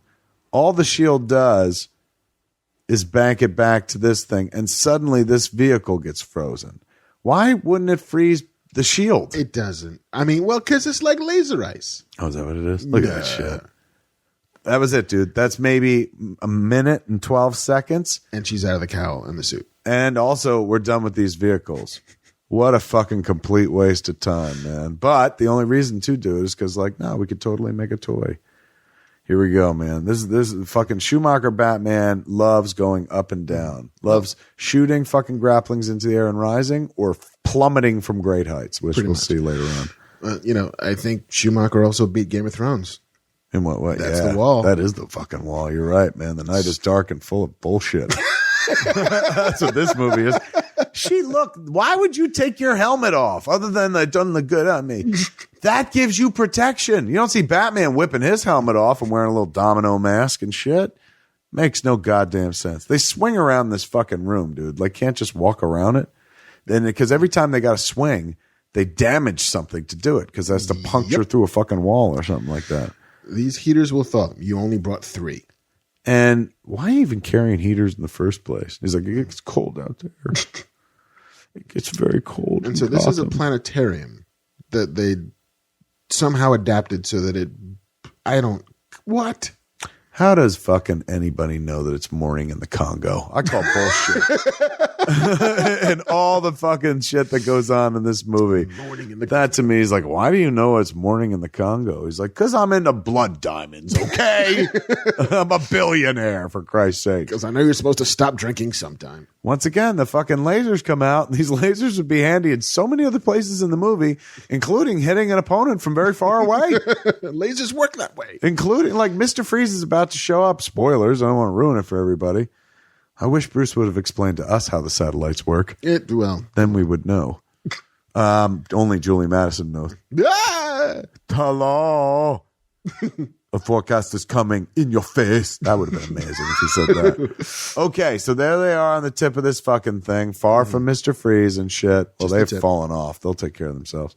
Here's Batman riding the tip, both hands on it and shit. Yep, for dear Take life. one hand off, put it on that laser, start fucking shooting that fucker. I know you got a thing about killing people with guns. It's all right, man. But it's your life or this frozen madman's. Just a tip. Just take a little off. Do you think Chris Nolan spent these 2 movies falling a lot, doing this very thing, falling, plummeting? And meanwhile, it's like, let's give her a chance to save them. It's like, why even do the first one? Why not just do I Got You? Let her fucking save it and not be like, oh, now he learned a lesson in how girls can do things too. It's like, we all know that. But maybe 1997, maybe it was important to say that. No, it wasn't. Meanwhile, Lieutenant Tao is getting a fuck ton of screen time. He's loving it, man. You would think he was playing a main character like fucking Leslie Tompkins or Thompson or something like that. For as much sense as any of this makes, he is playing a main character. Totally. They should work him into the DC universe and shit. You know him well as the Doctor who was in Batman and Robin. Why does this motherfucker have a joystick? You know. And because for the eventual video game that they were going to make? Oh, hey! Boo! Now, he took them from one direction and they were facing the other. I hate to be that guy. Screwing direction doesn't matter. I don't quite understand, dude. I don't understand how something gets this fucking far. Ooh, but I do like watching Batman fucking fight Mr. Freeze.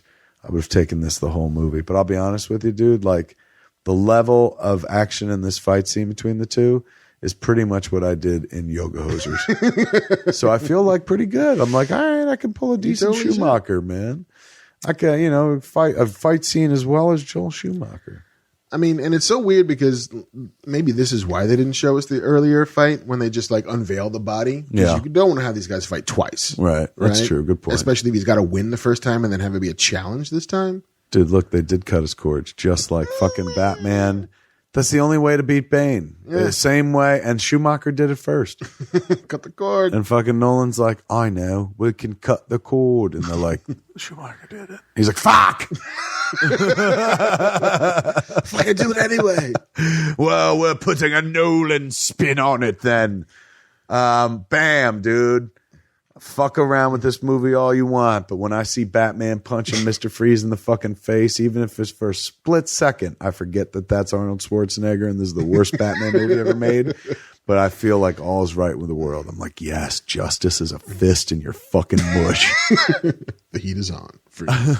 Meanwhile, right here, he knows how to relay the satellites. That's why he had that line before of like, tell me how the satellites work, Bruce. But those of us who read comics know that Batman's a fucking genius, so he would just know this shit anyway, man. He just reads shit like this like on a shitter time. The way I read shit Kardashian news when I'm a shitter, he's reading how to operate telescopes just in case. You know, he needs to know how to align thermal observatories. Why wouldn't you? Meanwhile, Batman would totally save those two fucking scientists. He wouldn't make them fucking wait, dude. He's like, people fucking first. And he's like, yes, but all these fucking people in Gotham that we've got to melt. You wouldn't have had to melt them if you didn't go home and get those 3 fucking useless vehicles. One Batjet would have gotten you there or something like that. Heavens. I think not. Would you really keep the fucking master switch explosive device like right on your wrist? You could knock into something and fucking blow everything up. It should be like a little dead man's thing. Yeah. Like the other Bane. Someplace. Yeah. He's just like, and the trigger man is a mystery. Look at Bane leaving. Speaking of Bane, he's like, I was Bane once. I never saw Tom Hardy do that. No. All scrawny and shit like that. They're like anti-Captain America him. It's crazy how fucking badly Mr. Freeze wants Batman to die. He's like, Freeze and hell, Batman. The giant ice wheel. So once again, dude, that's kind of badass watching Batman fucking in the midst of all that chaos, and he's still the fucking one who's not screaming. He's like, I got this. It's all good. Until you remember this is Batman and Robin. The once again, the hallmark, a trope, if you will, of any Schumacher Batman picture is things falling and bat grappling guns rising into the air at the last minute. Such as we're about to see. There you go, man. Wouldn't be a Batman movie. Now he's got a double one on his wrist. Where that was before, I'll never know. I never saw it. Selling the toys. It's not when he was beating up Mr. Freeze. You were like, hey, look at those things on his wrist. I hope they come in handy. Suddenly they were just there. Saving, we're pulling cords. Dude, this fucking goes back to Batman, 1989. Yeah, totally. They're all about heights in these movies. They think that that's what people like about Batman. They're like, oh, he can go way high up in the air and then come way back down to the ground. It's like he's flying, but not at all. Yeah, but he's like you, but he can fly a little. But Batman, they go up the tower, fucking Joker falls off, and then him and Vicky Vale fall, and there's a grappling hook fucking gag. Catwoman gets fucking, kicked out of the building. She plummets to the ground. In the fucking finale, it's Chase Meridian, Robin, and Batman going up and down those fucking, death trap tubes and shit. Now this. It's like there's a playbook, and they're like, he's got to fall from a great height. You got to fall, he's got to rise. You got to fall, he's got to rise. I guess that's it. Pretty much. Falling, rising action. Why do we fall down, sir? Can't get the question out because fucking it goes by so goddamn fast. So now she's a computer genius because she figured out Alfred's one fucking password. Yeah, which was fucking Peg. Yeah, written literally. Right, and it took her many tries. Many tries, to be fair. Oh yes, Gotham bathed in a golden shower. The hottest, fucking wettest moment of Batman movie yet. I don't understand why the beams are crawling like that. Yeah, you'd think it could just bathe it. Yeah, right? Boom. No. Meanwhile, these people are like, can you feel a brand new day? Run, let's get out of here before my wife sees me. This guy's like, what is this? Phone booth. I don't understand. We haven't needed these in years. The cop's like, there's rubber spikes on the outside of my car. The thawing of Gotham has begun, my friend. I thought I looked like Mr. Belding in the phone booth, man. Is that his name from fucking Saved by the Bell? Earning his keep. I wonder what happened to that dog. Woo! Thank God. Thank God. Otherwise, I might have thought a new villain origin story was going to begin there. They can't see. If they're looking at the dog, they're not seeing it. They're looking in the sky. It's going to be a beautiful day. Take off the mask. Do it. Take off your cowl the way she took hers off. Just wear your little bullet mask around your fucking face, George Clooney. I like that shit right there. I'm taking you back to Arkham Asylum. Just curb him. This guy's fucking like, he looks like Arnold on fucking Mars in Total Recall without oxygen. Like, get your ass to Mars. Look at this shit, dude. Nobody shot this video. Batman is literally showing him a streaming version of Batman and Robin. And if they knew the future, why didn't they avoid all this? You're in the movie you're watching. Look at him, dude. I'm in pain, but I cannot move. I guess his back is broken. Is that the idea? Why he's laying there? It's because it's too hot. Same shit. Oh, is that it? Yeah, he can't handle the heat. He's got the same shit that fucking was affected by, that Bruce was affected by when he was knocked down and couldn't get up. And then he gives him a little fucking speech, man. And once again, for the umpteenth time in this Batman movie, Batman says to somebody like, brother, partner, doctor, will you help me? So there he is, dude. I'm asking you, Victor Freeze, help me save. Is Batman ever asking somebody to fucking help him out? The real Batman would be like, I'm going to beat the fucking shit out of you until you give me the cure for McGregor syndrome. If you ain't got it, well, I'm just going to enjoy beating the fuck out of you regardless. It's all good. Not enough blood coming out of your face, buddy. But I guess like this dude who keeps the fucking death control button right next to his wrist and shit, the same control button that sets off all the bombs, which you could literally just accidentally jostle up against a table. He carries the fucking cure for McGregor syndrome right in his goddamn wrist. Well, that's like his little like biker wallet where everything that is important just keeps strapped to him in case it falls off. His fanny pack. This is my fanny pack. This is Axe, a cologne for men. And call me in the morning. It will make you smell pretty. Ever with the fucking bad one-liners. Like the target audience for this with little kids. Oh, God, yes. You think a fucking 8-year-old kid understands, like, take two and call me in the morning? That's like a joke from I Love Lucy and shit, man. There's so many old-timey jokes in this fucking movie. Old-timey jokes for 8-year-olds. McGregor syndrome. I wish I had it instead of having to fucking watch this movie. You and McGregor syndrome? Will I be ruggedly handsome? Makes you show your dick all the time in movies. Look at this, man. Like fucking, not only is it a cure, but it's a lighting effect as well. That's how powerful the fucking this McGregor syndrome cure is. It's just meth, buddy. It's okay. Why is her face dirty again? In the same weird place that it was that other scene. You know, what she does in her time off is up to her. Yeah, like, is this from being Batgirl? She's like, no, man, it's from Shiza Essen. She's like, I live for that shit. Dude, 2 girls, 1 cup. I will submit, dude, that Poison Ivy in this movie is the worst of the Batman villains. Yes. Can't think of anybody. She's got confused thesis as a character, completely over the top fucking performance. I pun intended. She got no roots.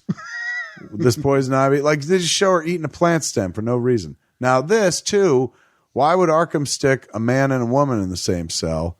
Let alone why would they give him his power suit that he can break out with again? All he has to do is freeze the water in the pipes, and then he can totally fucking get out. Or is she gone crazy?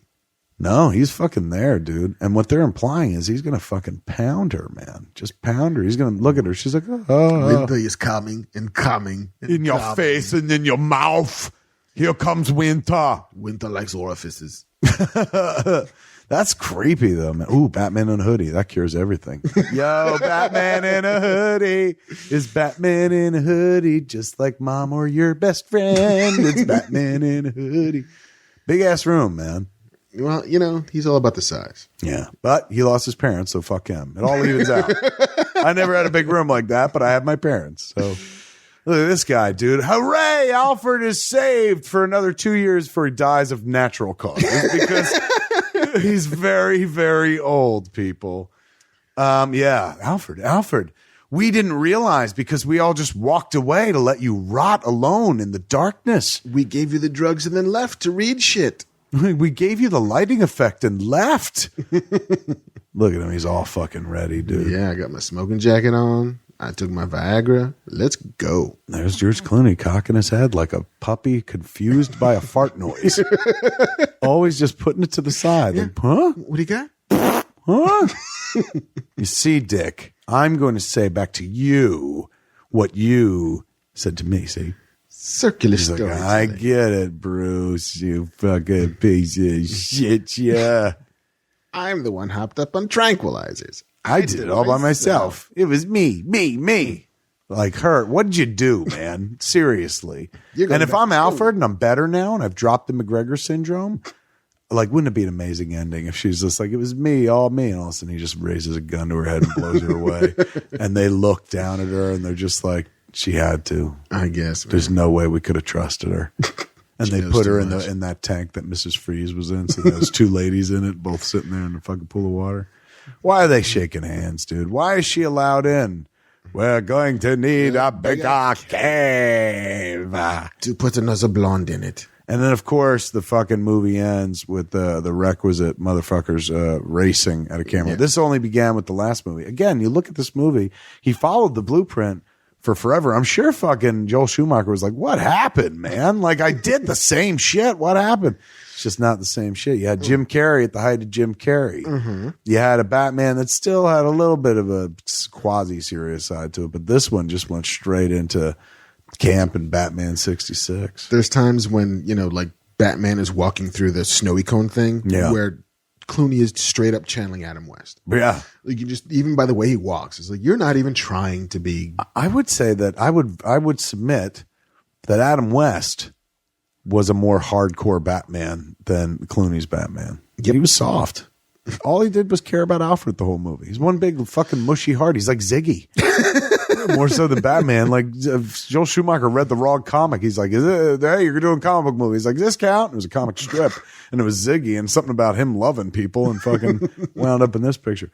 The closing song was that song that they played the slow version of in the trailer for The Watchmen.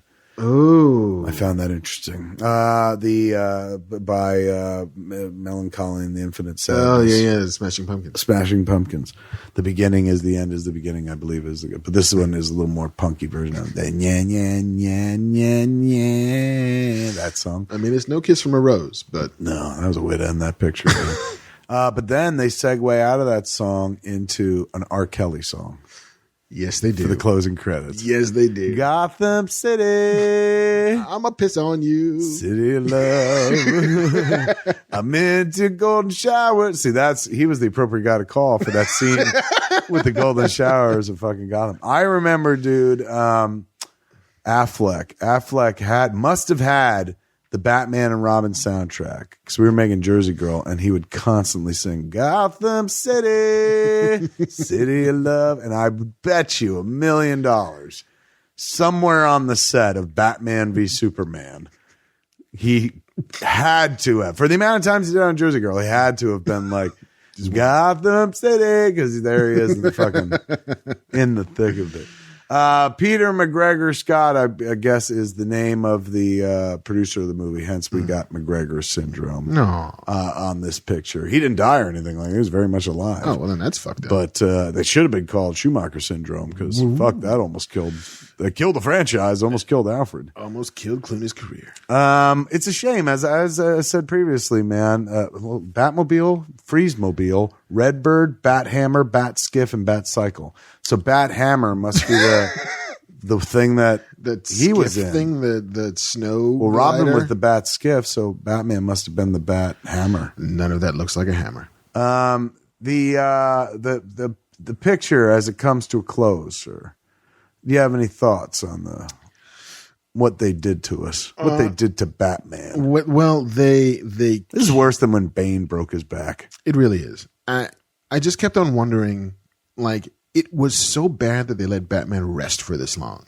Yeah. Like today, if you make a bad superhero movie, like Amazing Spider-Man 2, you get like a week and a half before we're rebooting it again. Yeah, like, look at this shit. We're back. We're sorry. Here you go. It's better. Yeah, like the amount of damage they did to this took, 8 years to recover from?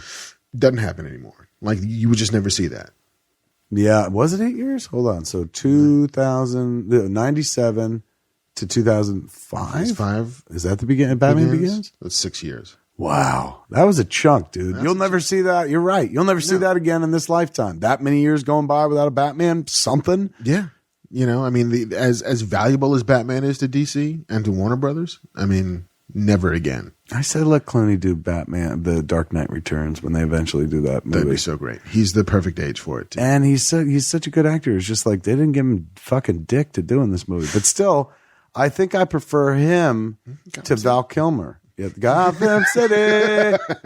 I think I prefer his Bruce Wayne Batman to Val Kilmer's, to be honest with you. Although I prefer the content of Batman Forever more. Like if they had given George Clooney that script, I think he would have crushed it. I mean, he still had a lot of that ER-ness to him. He still had like, I'm a TV actor making a movie. Right. And it's not until he does Out of Sight that Soderbergh like breaks him of it. And it's like, here's what you need to do, buddy. When did he do, first was From Dusk Till Dawn. That was before this? Yeah, that's right. That was 95. Yeah.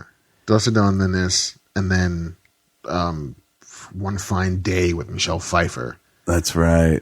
And then he gets to Out of Sight. Then he gets Out of Sight. It's something else. Which is like, oh, you're a movie star. Well, let's see. Did they do a PS scene at the end? No, of course not. We spent so much money on these titles. This isn't even close to a Marvel movie. Nope. Yeah, man.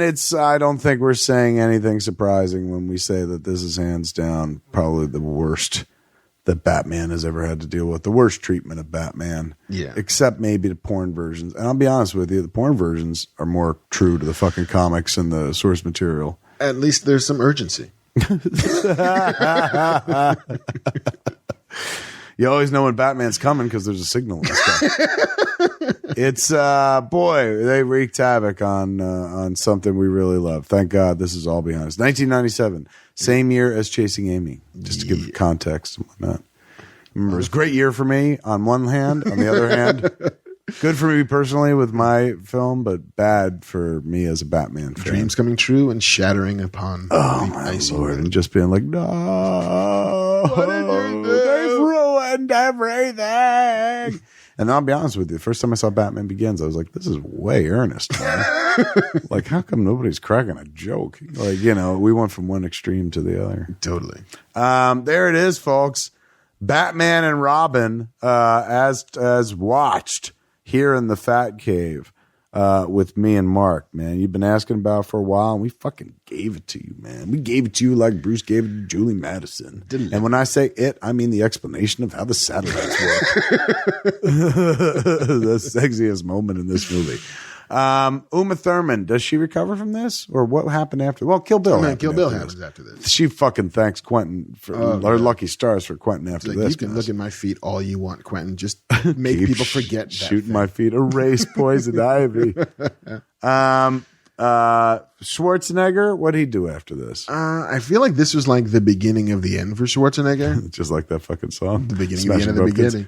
I think after this is stuff like Collateral Damage and Eraser. And I think Eraser was before this. I bet you Eraser was like 95. 95, 96. Because that's early CG effects with the alligator. Yeah. And like The Seventh Day and End of Days and like that late period, like before he got T3 and shit like that. Yeah. It's like pre-Governor. That's right. He's huge and he's an icon still, but yeah, this is the kind of the beginning and end. And it was dream casting. People were like, Arnold Schwarzenegger is Freeze. That makes sense. But we should have known right then and there, like, oh my God, they're going for the other fucking Freeze, the one that was on that TV show. The big dumb one. Let's see. Chris O'Donnell, he's got a TV career, right? CSI he does, and but shit. he took a good long while of making like shitty romantic comedies and like dumb direct-to-video thrillers after Robin. Before CSI. Clooney bounced back pretty quickly after this. Yeah, I mean a little bit of In the Woods, and he's kind of candid about like right. He was way up front, big time. Yeah, up like, in the beginning, I'm the dude who killed Batman, and it wasn't even him. It wasn't even his fault. I don't blame him by any stretch of the imagination. It's not like it's like, oh man, he's ruining Batman. It's like he was game and tried. And some of those lines, dude, go back and listen to him talk to Alfred or talk to Dick about Alfred or about Dick. And you're just like, oh man, how the fuck can you possibly, who can ever be asked to make this fucking sing?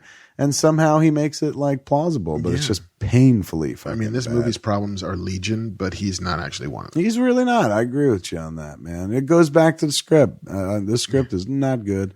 Guy who wrote it won an Oscar. He's a nice guy. Met him in real life. Cuba Goldsman. Nice guy, but this movie is just, I think he said something about it too. Yeah. Everyone has disavowed this movie in one way or another. It feels so much like, the merchandising department of Warner Brothers made a movie. Yeah. And just like, you got to give us some lines, buddy. All right, whatever. And some fucking jackass was like, you know what's going to sell? A bat hammer. And they're like, what is that? And they're like, I don't know. It's like it's like an ice jet thing. I'm like, what is, you're making shit up. We can do whatever we want. We're Warner Brothers. We got to make an ice play set. He needs a thing to write on it. If you look at Schwarzenegger as Mr. Freeze, he's never covered fully. You know what I'm saying? You can't hide that face. No, I guess that's the idea, right? They looked at like George Sanders was the original Mr. Freeze, and they were like, you can barely see his fucking face in there. And then Otto Preminger had the big bubble cap on his head and shit. But this guy was like, you want to see the money? This is the money. Look at me. I'm the money. But like, I wonder how many takes he took of anything. Like 2 takes, man. We got it in 1. Yeah. Let's move on. It feels like he's like, I'm never going to get better than that, Joel. Yeah. I'm very excited. You're going to shoot me out in a week. I'm done. They couldn't. They could have shot Batman out in a week, but not the villains. They got way too much time with the fucking villains. Boy, man. Fucking, we just did. We tiptoed through the fucking turd lips with that one, man. Thank God it's behind us. But that means that nothing but sunshine and lollipops in our future, man. Yeah, baby. Next time we do a movie commentary, we'll start with the Nolan verse and we'll do Batman Begins. But meantime, me and Mark were talking about it. We figure next week we're going to start taking Fatman on Batman for a stroll into the deep, dark city. Man, that is right. We're talking about Gotham. We're going to kick back and watch that show on Fox. Fox has got ham that all these fucking comic book kids seem to like so much. Who knew ham was that popular? And how'd they get it? I want to know. We're going to watch Gotham, folks. Watch the fuck out of it and do commentary tracks. Yeah, let's kick it. So what we'll do is next week we'll kick back, watch the episode. Me and Mark will record a commentary track. I wouldn't say like, man, you're going to have to play this podcast opposite the show. We're just using it to kind of refresh ourselves what is in each episode. But by popular demand, naturally, it's right now we're in a period between Batman movies, but fucking Batman is alive and well on Fox every week in this show Gotham, or should be called Penguin. And then after that, it'll be about getting guests again and shit like that. There's a couple people on Twitter who are like, I want to be on it. Who? Mark Wade. Yeah, wanted to do it. Yeah, fuck yeah. Gail Simone Collective was like, I want to. Gail's. I've been playing footsie with Gail Simone for over a year. I'm hopefully I'm not speaking out of school, but at one point she was like, I've got to clear it with DC, like Dan DiDio or whatever. They might have been like, there's some secrets coming or whatever, but she couldn't do it at the time. But yeah, I would. All these cats are fucking more than beyond welcome and stuff. I mean, Mark Wade, man, you could talk about Tower of Babel and just talk about fucking Flash for hours and shit. I had him doing Flash recaps for Playboy. Really? Yeah. What was that like? Yeah. Boy, that's the guy, right? That's the fucking guy. He might know a thing or two about the Flash. He knows a thing or two. Like I had Steranko doing Agents of S.H.I.E.L.D. recaps for THR.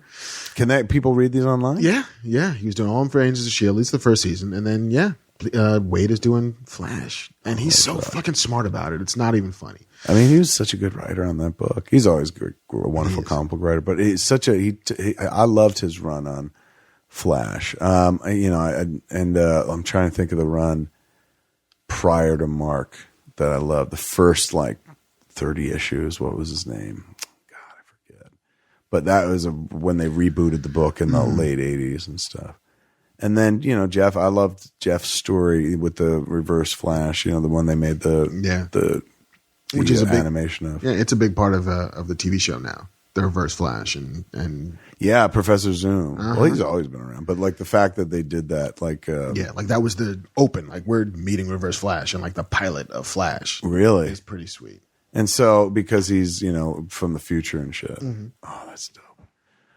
Still haven't watched the show. You're watching them all. I am. I mean, we can get into that as well. But it's kind of great. It's the first show. My son is 10. It's the first show that he and I can watch without bending for anybody. Really? I'd watch cartoons you're not with him stooping, and he's not like, this is fucking boring adult shit. Yeah, why is this in black and white? How much time is he in the costume per episode? Of the 47 minutes, probably 15 or 20. It's not bad. Yeah, they do a pretty good job of it, man. You got to do that, right? You got to have him in the costume. Yeah, you can't not. I don't watch Arrow, but I see a lot of pictures for Arrow all over the web after each episode. A lot of masks in that, it seems it's like. mask heavy, dude. Is it really? Yeah. See, man, I should be all over this shit. You should. I can't, man. I can't. If somebody took a swing at me from the Arrow camp. Yeah. Very light one, not a big one, but just enough of like, somebody asked on Twitter, like, hey, man, you going to have Kevin Smith do an episode? And fucking one word response. But I think it was Mark Guggen. I was like, no. And I was like, you don't want my help. Never mind. But we got plenty to talk about, including Gotham. Oh, my God. We're going to fucking watch the fuck out of Gotham and marvel over the Batman show that we have. The dream show. You'd always imagine, like, holy fuck, Batman every week on TV. Technically not Batman, but Batman really begins. So we'll have lots of thoughts and dive deep into that. Just recently in Lifetime, they introduced the Joker, I heard. I know. Very exciting. Yeah. So we're going to dive deep into the Gotham's hole, man, bat hole, man, and dig deep into it. The next time we gather here, in the meantime, I thank Mr. Marc Bernardin, man, for taking me through this movie. I don't know if I could have survived it by myself. Dude. Batman and Robin, I might have just jumped off my fucking building. Like, Luckily, we've got the grapples to get us both up and down. As I'm plummeting, suddenly, I'm like, that's right. Nobody ever dies in a Joel Schumacher Batman movie. Except Two-Face, that motherfucker gone. They didn't correct that except to say, like, his coat's still hanging up. Yeah, we peeled it off the body. Hung it in the armor. Why is this here? I don't know. It's actually that wasn't Two-Face's coat. That's the security guard's coat. He took it from a dead Two-Face. Thanks for hanging out, man, and kicking back with us here in the Fat Cave. Come back next week for more Fat Man on Batman. Same fat time, same fat channel. Smodcast.com. This has been a production of Smodco Internet Radio. Sir, only at smodcast.com.